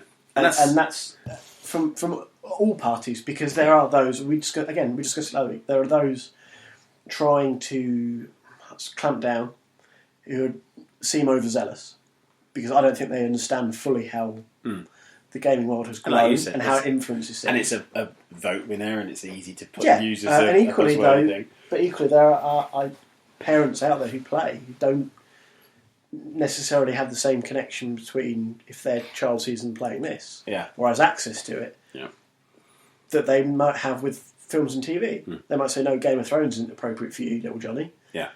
I'll go and play Grand Theft Auto Maroon. Their dad, okay, see you later. Yeah. and that's it. And it's just that that's what this, hopefully, what I'd like to see is this start something nationally. It educates everyone. Yeah, and it's, like I said, and it's what it's doing is it's concentrating on the end product. Yeah. It's concentrating on the child that can be affected. Rather than telling you shouldn't be playing an 18-rated game, it's saying, look, your kids shouldn't be seeing you playing an 18-rated game, which is perfectly reasonable. Same as they shouldn't be seeing you have sex. They should have access to it. It might be then even watching mum and dad playing it. Yeah. It's that they can play it themselves, potentially. Yeah. Can they play on the PlayStation? Yes. And if you're not kind of conscious of what they're playing, it's just like, they can just go through and go, I was talking to two kids who come from a care home today, and they were going through, because they were only allowed to rent whatever their age rating is. They're very, very strict. You cannot have it. And I just thought, actually, that is the best kind of parenting, really. I mean, in fact, that's government enforced. You can't do anything about it. And they were like, oh, I've seen that. But it was interesting speaking to someone who'd been in the care system for a long while. Now, these two lads were brothers, and they've been in the care system for 12 years. So they went in when they were 3. They've just turned 15, so they've now got access to all these 15-year-old things. And they were asking all these different bits and pieces. But one of them was very interested in Breaking Bad. All he knew about Breaking Bad was there was a character called Heisenberg, and they made meth.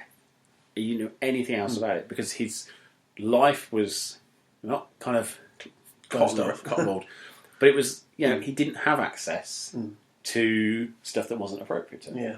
And as such, it hadn't even entered into his How world much does other that than play into it as well? Because whenever there's a Grand Theft Auto game, it seems to hit the mainstream media. Yeah. So, as ironic as it is, and kind of amusing in a black humour way, it will be on TV. Yeah. On the news. Grand Theft Auto has broken all these records for sales, but it's still very violent. And that's on at sort of tea time on the news. And it's like, you've basically just put that in front of the whole family. That's almost like the red rag. Yeah. If I said, don't think about cake. Now I'm thinking. Don't think about pork pies. I was going to say, now I'm thinking about pork pies. I had a pork pie today for lunch. Exactly. And all of a sudden you are kind of putting that bit in, that 42p. that forbidden fruit has just been placed in front of little Johnny going, Grand Theft Auto. I wish I could It's drive. an awesome game. Everyone else is playing except you, because you're too little to play it. And it's very violent, and everybody else is playing it. Why aren't you playing it? Because you're too little. All of a sudden it's like, I want to play that. Yeah. Oh. I mean, But don't touch that apple on that tree. Oh God, don't go religious on me, right? No, but this is it. I mean, like I said, from what they're trying to do is perfectly reasonable. I think it's a shame that gamers have to see that as a massive attack on them, because it really isn't. All it is look, there are a reason these age ratings exist. Can we please educate the parents a bit better? The same as I've seen talks where parents have been taught about the importance of giving their kids lunch money. Yeah. I mean, you'd think... I mean, most people are right-minded. It doesn't even occur to them. But in one of the schools I worked in, about 5% of children were never sent with a lunch or a coat. I know, it's bizarre. That's a welfare issue.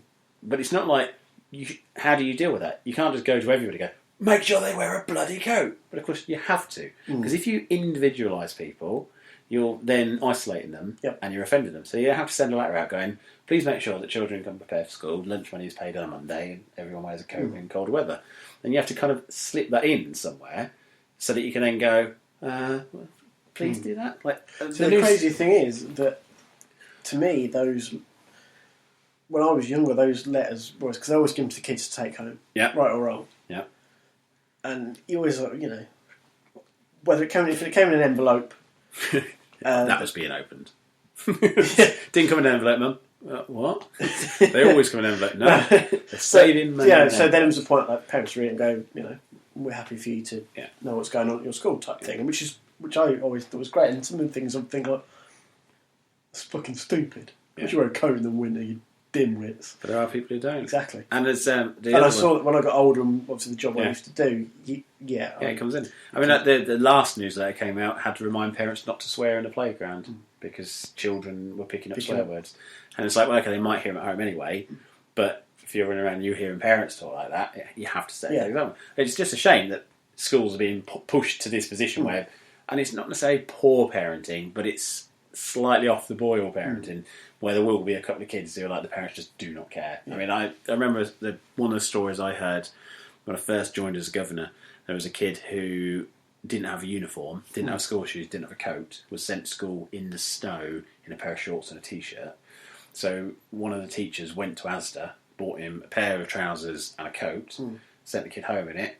The kid came back with a carry bag next day. The parent had shredded the 2 pieces of clothing with a note saying, I don't need help bringing up my kids. And you think, you do, you really do. And so they had to escalate that to welfare because they tried to kind of just be helpful and kind. Yeah. But there's only so far gentle persuasion can go. And that's the same with this. There's only so far putting a restriction on a game, having an age warning, putting information out in shops that say, do you know what these products mean? Having this, that, and the other, and then parents still going, not my fault, they should make it clearer. No, it is your fault. And you have to accept that. So, like, if I get a letter from school that says, well, your son says he played Grand Theft Auto at your house, I go, yep, well, that was San Andreas. There's a PS2 port in HD.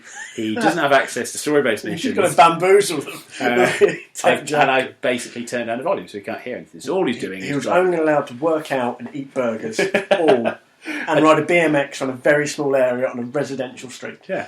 And he wasn't allowed to play basketball where it said no ball games. I made sure he followed that rule. He was sent to bed for bouncing. So this is the thing, like we live in this kind of so people like to call the nanny state, where it's like, people are making decisions. But the problem is sometimes decisions need to be just gently reminded. It's not like I say, I don't agree with people telling you how you should or shouldn't live your life, which should make me think that this is the worst thing in the world.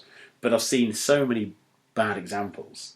And I've seen parents, we talked about the kid who wanted a Noir for a 5-year-old and told me it was more than my job's worth to not sell in the game. This is kind of the problem they're trying to tackle. It's not going after people who are responsible about it and introduce their children to games and deal with it in a rounded way, because no welfare agency who's going to come around to a parent's house and go, well, we talk about this and we talk about the themes in there, they're going to be absolutely fine with that. Welfare agencies aren't just, we've got this report, you're going off to prison, your kids are going into care. It's, is this a concern that we can help with? Do we need to educate further? Do we need to intervene?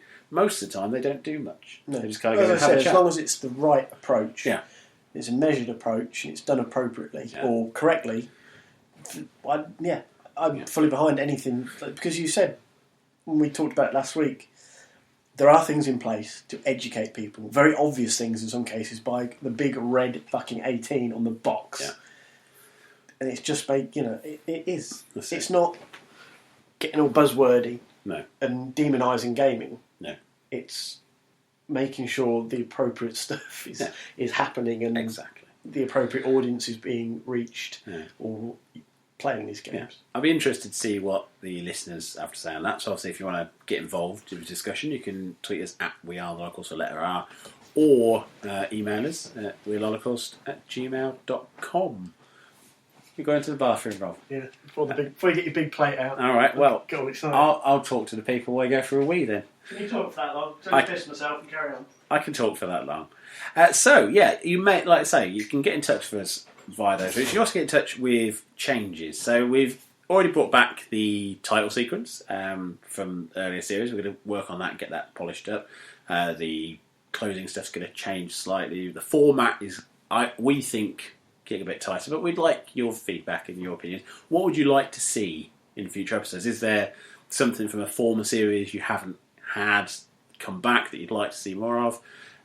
Would you like us to pay Dr. Hamhock to dance in a posing pouch on video camera once a week? I mean, we're not averse to doing this, and I know he's not averse to getting his shirt off. The amount of photos I've had from him on the toilet or in a shower or water. He did one which was like Animal Crossing in real life, where he just took his clothes off for all intents and purposes and watered his garden with a tiny little watering can.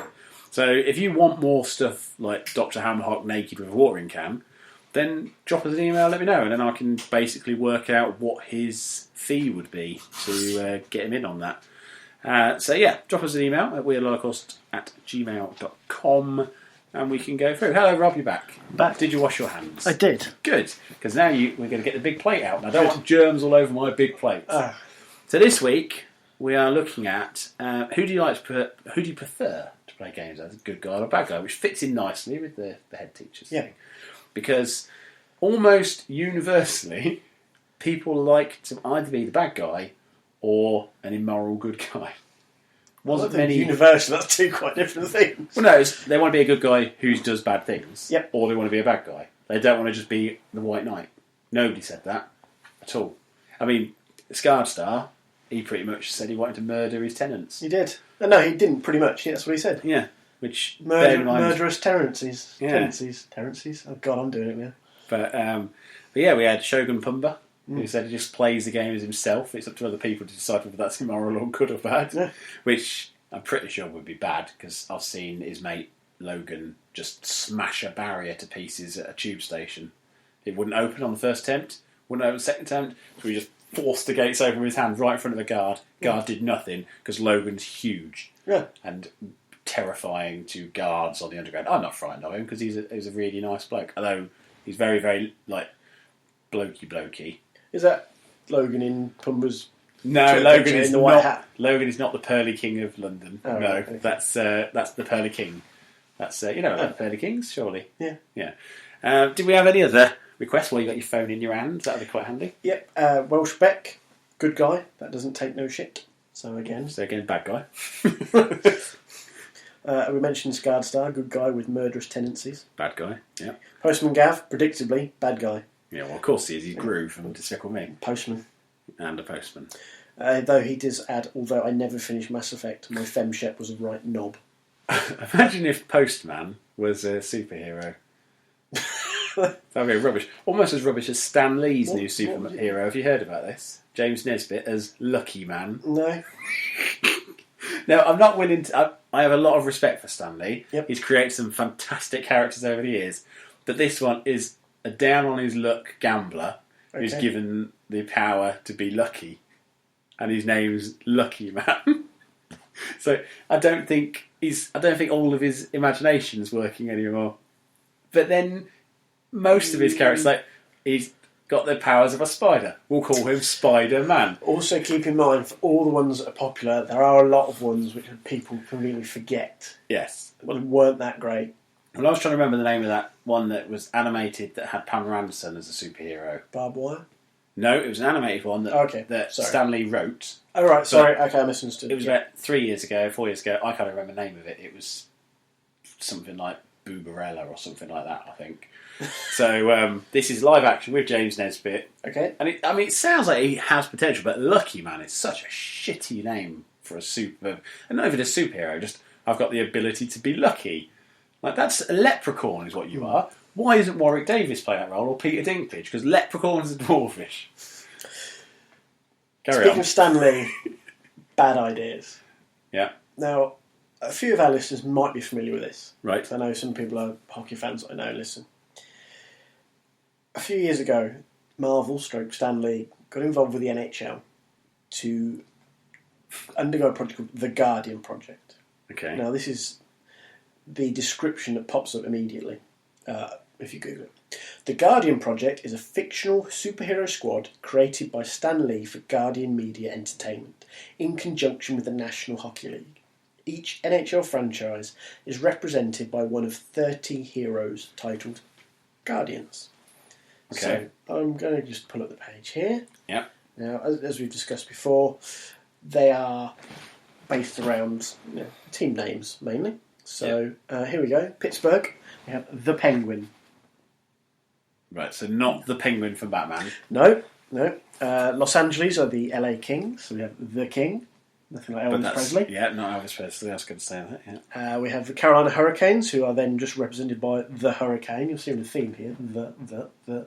So that's the Hurricane, not the one that Michael Fish said wasn't going to happen. Or the football team from the cartoon from the late 90s. The cartoon. Yeah.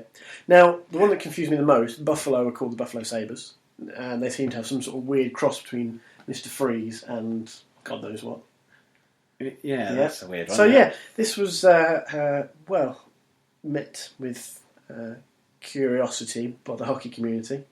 I mean, the Black Hawk to represent Chicago looks like a cross between... He's not black, it looks more like Wasp from the Avengers. I know, this is what I mean. So, that mysteriously seems to have disappeared from the NHL's memory. Though the Shark, to represent San Jose, was kind of cool. He was okay. It looks like a street shark. It does look a bit like a street shark. But yeah, I mean, Stanley does have a track record of getting involved with rubbish ideas as much as he has got involved with some very good ones. Yeah, I'm trying to currently Google... I mean, I don't want to say that... Here we go. Arizona Coyotes. I don't want to say they've ripped off Wolverine and Sabretooth, but they have. Yeah, they've ripped off. I mean, Stanley can do that, though. But he can rip off his own characters. Because, if it's a Marvel character, you can kind of merge them. But luckily, I haven't been able to find this thing yet, because typing Pamela Anderson into Google...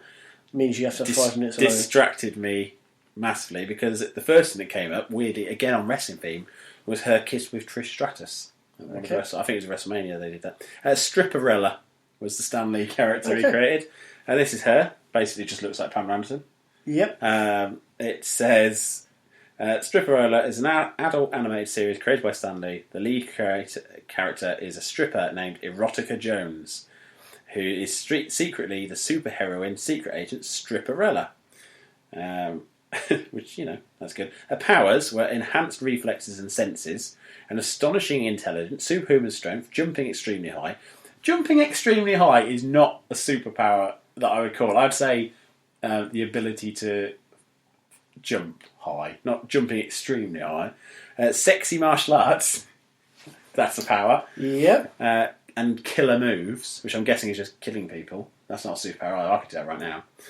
She has twice claimed to be impervious to all temperatures and weather conditions. Okay. But this has only been casually tested on screen. I like this Wikipedia entry. They've clearly gone, well, she claims to be weatherproof, but frankly, she hasn't had that tested. She generally has access to a number of Bond-esque super technological devices of questionable usefulness. And she's able to use her extravagant blonde hair as an effective parachute. She has a brother named Chipperella, who also happened to be a stripper living the double life as a superhero super agent. He was briefly mentioned where Stripperella temporarily lost her faith in her crime-fighting abilities after having been shrunken by Small Fry. He appears as a hunky blonde in a flashback, referred to as Chip. But yeah, it ran in 2006, and that's it, as far as I know. It doesn't run anymore. 13 episodes. Strange that. I can't imagine why that doesn't run anymore. But again, so Stanley, because my boss came in and said, "Oh, have you heard about the new Stanley superhero?" I was like, "Oh God!" Straight away, I was like, "I don't care. He hasn't made a good one since 1968." It's true. So let's leave it at that, Stan. I mean, I respect the guy. If I ever got a chance to meet him, I'd be very, very happy. But I would also just break both of his hands so he couldn't draw or write anything again. I know he could probably because that guy who was paralysed, the butterfly in the was it Snare in the Butterfly? The guy who had a car accident was paralysed and he could wink his eye or something, and then he transcribed an entire book to his nurse by blinking. Similarly, there was a weird Alfred Hitchcock Presents. I think it was Alfred Hitchcock Presents. It was one of those weird portmanteau shows, and it was about a guy who had a motorbike accident, and he was found on the road. He'd been paralysed, and they thought he was dead. And the whole episode was shot from his point of view as they were preparing to bury him. Yeah. And the only time they realised he wasn't dead was when he shed a single tear and he saved his life. So if you're ever paralysed, listeners, and you're worried you're going to be buried alive, just cry. Force one out. So yeah, any other big plate responses, or was that about it? I'm afraid. That was it. Yeah. Well, we didn't give them a huge amount of time this week, so we did only have a little while. What do you prefer? Good guy or bad guy, or a little bit of both? A little bit of both, I think. It's the Guardians of the Galaxy way, isn't it? It is. I think that is where most people, they want to feel that they're doing the right thing, but they also don't want to be restrained. I think that's where Battlefield Hardline, just to bring it all back round, where Battlefield Hardline goes, because the prologue, or the opening sequence as such, you're on a prison bus. Yep. So, I mean, that could be, I'm going undercover into a prison. It could be, I've been stitched up and I've now got to escape. Or it could be, I am a bad guy. I don't know how it's going to go, so I'm quite excited by that. But there is a character you're with who uses unnecessary force a couple of times, and you kind of choose whether you cover for her or not. Yeah. Well, you don't choose. Your character's kind of put in that quandary, but you don't get the full control of it because it's episodic stuff. But I kind of like that it's these people are fighting a drug war. There isn't a right or wrong. What matters is stopping this affecting the streets and getting the product on. Yeah. So I mean, I like to try and play good. I do genuinely always aim, and that's why I like this idea of being a cop. I like to be the good guy. If I played Need for Speed Rivals, I've never played as a racer. Yeah. Only ever been a policeman because I don't want to be the racer. I want to be the guy that brings the racers down. It's the Hot Fuzz effect. This very strong sense of right and wrong. There really is. I mean, I have very often wished that when I was younger and I was in good shape, that I'd carried on my path to wanting to be a copper. Yeah. Because I think I'd have been a very good copper. Now I just make a very good desk sergeant, and that's not the same thing. Yeah. And I do think in my games, like with Mass Effect, even if they weren't colour coded, I would like to think I would have played a Paragon playthrough. I think I only punched the reporter bloke. That's the only renegade type thing. But even then, it was only after he'd said a couple of things. I think I was restrained for the most part. Though I think Udana? Yeah. The first playthrough I had from 1 to 3, I nominate him to be the councillor, to join the council. Yeah. And then by 3, he obviously panicked because the Reapers was a dickhead, so I shot him. Apart from that, I think mostly it was Paragon. Though it probably speaks to how I play that it's always Paragon was full. Yeah. It was maybe about a quarter renegade. Yeah. Had been accumulated over the time. Just a streak in there going, fuck this shit. There was, and I think it might have been Mass Effect 3, where you were in an area and there was some, I can't remember names. What Rexes? The Krogans. I was thinking Drogans, but that's something different. And there was a scene where I think I was in like a steel mill or something, and they were up on a balcony. You could shoot a barrel or something and knock them out, or you could try and persuade them. And they did that, and I just went because it just felt cool. But it wasn't because I wanted to be a bad guy. I was just like, they're dickheads, they're bad guys. That's fine. It's all right to kill them. But I did try and play it nicely. I do try and play things like that's why I like games like Crackdown. Yeah. Because it's putting you in that position. And that's why I think I didn't like LA Noire once the kind of the bad thing happened. Yeah. Because that wasn't how I was playing the game at all. My character would not have done that. So I guess it's nice to be the bad guy, but I prefer to think that I'm the good guy. When I played Prototype 1 and 2, I mean, you essentially are the bad guy. Yeah. But you find out it wasn't necessarily your fault, and you are against a bigger bad guy. But even then, I didn't just go around murdering civilians. I tried to do everything stealthily and just kill the people that I needed to. So it's interesting. I didn't expect many people to say good guy, because why would you want to do that in a game? Depends. I think Fable, I've generally been on the light side of things. Yeah, I think to the point where I had that weird blue skin thing going on. had scars, so I was a bad guy, wasn't I? I did bad things if I had scars. So, mind you, if you weren't good enough, you end up looking like a really weird old man where your hair went very light and you had weird blue scars. It's a bit creepy. Yeah, no, it wouldn't be too good because that freaked me out. So I had to kill a few civilians. I think the fact I had 3 wives didn't help. Maybe. Because when I unlocked Brightside, I think it is, where you got that house that's behind one of the demon doors. Okay. It's like a kind of fantasy house. I put one of my wives in there, but she obviously was behind a door, so that didn't matter. She was separate. That was like a wife in a different country, for one. Yeah, different area. And then I did make a big difference. I didn't like having the next town. That'd be awful. So I never got caught out. I was very good at it. which is worrying, really. But there you go. It's like just a game, isn't it? Just a game. But yeah, that was the other one because you had the achievements. Yeah. I think I might have played deliberately, but I think I just stole a lot of things. I think I just went to houses and stole a lot. I got a good head start by nuking Megaton. That does help. That helped significantly. I know. I think I did that on my bad playthrough because I really wanted to see what happened. Yeah. But I didn't want to do it. It was I was reading an interesting article actually about Megaton the other day. It was talking about now I'm trying to remember their names. Not mud crabs. It's the ones where they've got they're like the fish people. Milox. Yeah. They were attacking Megaton, which I'd never seen, but apparently it can happen. Okay. And he said he watched it happen, and the people of Megaton, without any aid, repelled the attack. Mm-hmm. And then there was another attack, but they brought in some of the shouty ones, so the siren type ones. Yeah, the King Milox. Yeah. And they brought a couple of them, and then a phone. And then they went in and they wiped out everything in Megaton, apart from one person, and I can't remember who it was who survived. But they then just sort of hung around in the town. I just found out interesting, like, of all the things that could happen. Like, obviously it must have been coded to a point by putting that enemy there and these NPCs here, that they are going to interact. But I like the fact that they were defending and going through. So I thought that was quite good for an older game. Yeah. I'd like to see more of that in Fallout 4 when it's announced at E3. Thumbs up for that! So we'll put out another big play question next week. I mean, we probably would have done the Headteachers from Nantwich thing if it had happened before the chance, but never mind. They think the big play is an all-encompassing play. Right, I think that's enough of us for 1 week. I'm getting a sore throat, and I've used up all the Mad Libs, which I was supposed to save till the end. So never mind.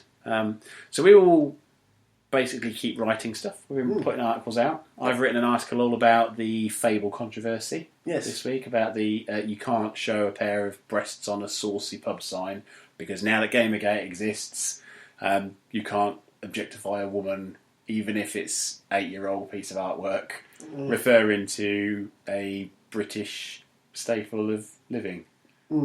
It's, I mean, like I said, if it was created... If that was... If it was a saucy postcard, nobody would care. No, exactly. I mean, if it was... I don't know, pick a female game character, but not Tomb Raider. Say it was Woman from Mirror's Edge. Okay. I can't remember her name. No, Shell from Port. We'll go for her. Okay. Right. So for National Cleavage Day, they had Shell from Mirror's Edge from Port just pulling her top down and squeezing her tits together.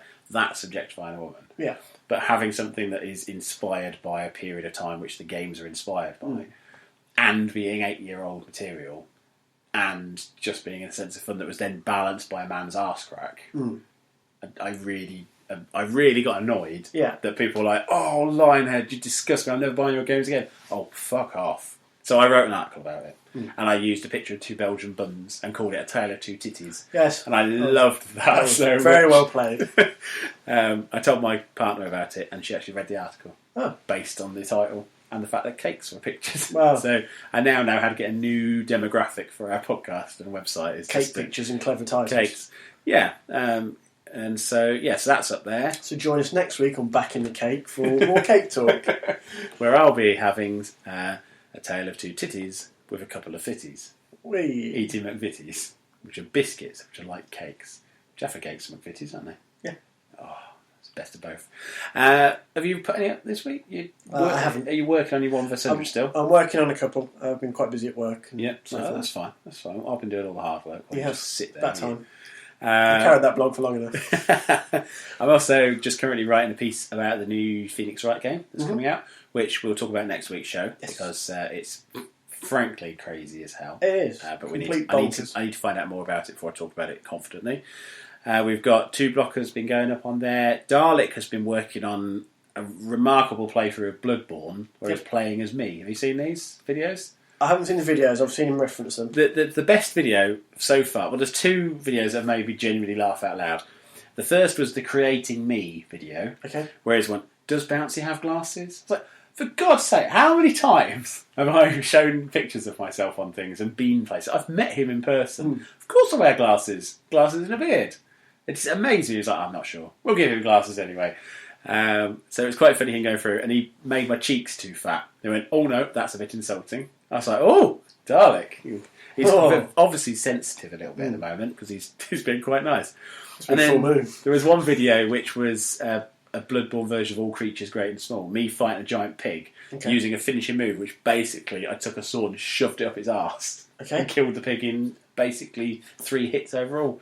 Do you have a crossbow in this playthrough of Bloodborne? I haven't seen myself with a crossbow yet. It's not that accurate and true to life just yet, then. It was a giant pig. It was a pig like as bigger than me. All right. So that was quite good. It's very weird though seeing a character based on, because I normally base characters on me or my sexual partner. Yeah. Sexual partner sounds sinister. Just my Back to the grooming stories again. my partner, my girlfriend slash, it used to be my wife. So if I'm married, it's going to be a wife. Partner, love interest. Love interest sounds like it's a TV based on a program. female you know at that time. A female that I care about. Okay. So they all look like Rachel Riley. No, they don't. They all look like Claire at the moment. She was very funny this week. She put a tissue on her face and stuck her tongue through it. I took a photo of it, and in the background, it's just a bloke going, "Oh God, no!" it was amazing. Not again. Yeah, and I thought we obviously hadn't seen what she was doing and wasn't reacting to that, but the photo was perfect, and she was quite embarrassed. But it's very sweet of her. She's very, very funny. So yeah, I was basing on me or her, but I've never seen somebody else base a character on me. Okay. So seeing me in a game that I wouldn't play, although I really do want to play Bloodborne, it's getting some fantastic reviews. It is. I did see a counter argument or counter piece to it on IGN. Right. Where the guy did put it out pretty well. Basically, because it's quite a tough game, which is fine. You know, there's a place for It certainly is. all sorts of games in the world. Yeah. He said the frustration is, whereas with certainly like Dark Souls, he said you get to a point you learn how to play Dark Souls. Yeah. And either it's for you or it's not. And again, you know, that's horses for courses. But he said the frustration was, most specifically with Bloodborne, was you die a lot. Fine, you understand this going in, it's that kind of game. Yeah. But it's kind of where it winds you back to. So you're going through this bit, you're like, brilliant, get to the boss fight or whatever. Oh, the boss killed me. Oh, wait, I'm back at the whole beginning. And it's kind of like, a tough game is one thing. Yeah. Having to have multiple attempts to beat a boss is one thing, because some of it you have to learn their moves, you have to learn the timings, you have to know what to look out for to know when to strike. Fine. But having to go through the whole bit over and over again, I can understand why that might be frustrating. And that would probably frustrate me, because that's how I am these days. It's at the point where I've made a promise that if I get to 42% on Gamerscore, at the end of the year I'll get myself a PlayStation 4. This week I considered getting a credit card just to buy a PlayStation 4 so I could play Bloodborne. Yeah. And that's high praise for the game indeed, because it's the first time I felt like that for a long time. So Dalek is playing it through as me. It's Bloodborne with an H after second B, which is I was very, very pleased with. And I'm going to compile the first set of videos onto a post this week, so you can get those, or you can find them on his YouTube page, which is Sex Talks About Apps. Yep. You can go on the website. There'll be links to all that and the articles, and more articles coming in as well. I'll put a post up for the Eastside Hockey Manager competition. Yeah, that'd be good, and we'll share that on Twitter as well. So if you haven't listened to this show, you might already know about it anyway. Rate and review us on iTunes. Jump on Stitcher. I think there's like a like it on Stitcher option as well. Okay. And on Spreaker, you can like us on Spreaker, which helps a little bit, because I've been talking to the Spreaker people about getting some promotion done, and potentially doing one there, interview the podcast people. So that we might be doing that. You can tweet us at We Are the Holocaust with a letter R. You can follow me at Bouncy Ball. And you can follow me at Rob McGregor35. And then, as Mark and Dalek said on their video, their videos online and stuff, you can find them at XBLA Silicam or Dalek's at The Voice of Sex. That's a good show. Thank you very much, Rob. I don't know what's going on in your kitchen. I think a hedgehog might have broken it. A bit creepy. I think we should go and arm ourselves. If we're not back next week, the hedgehog killed us. Goodbye, everyone.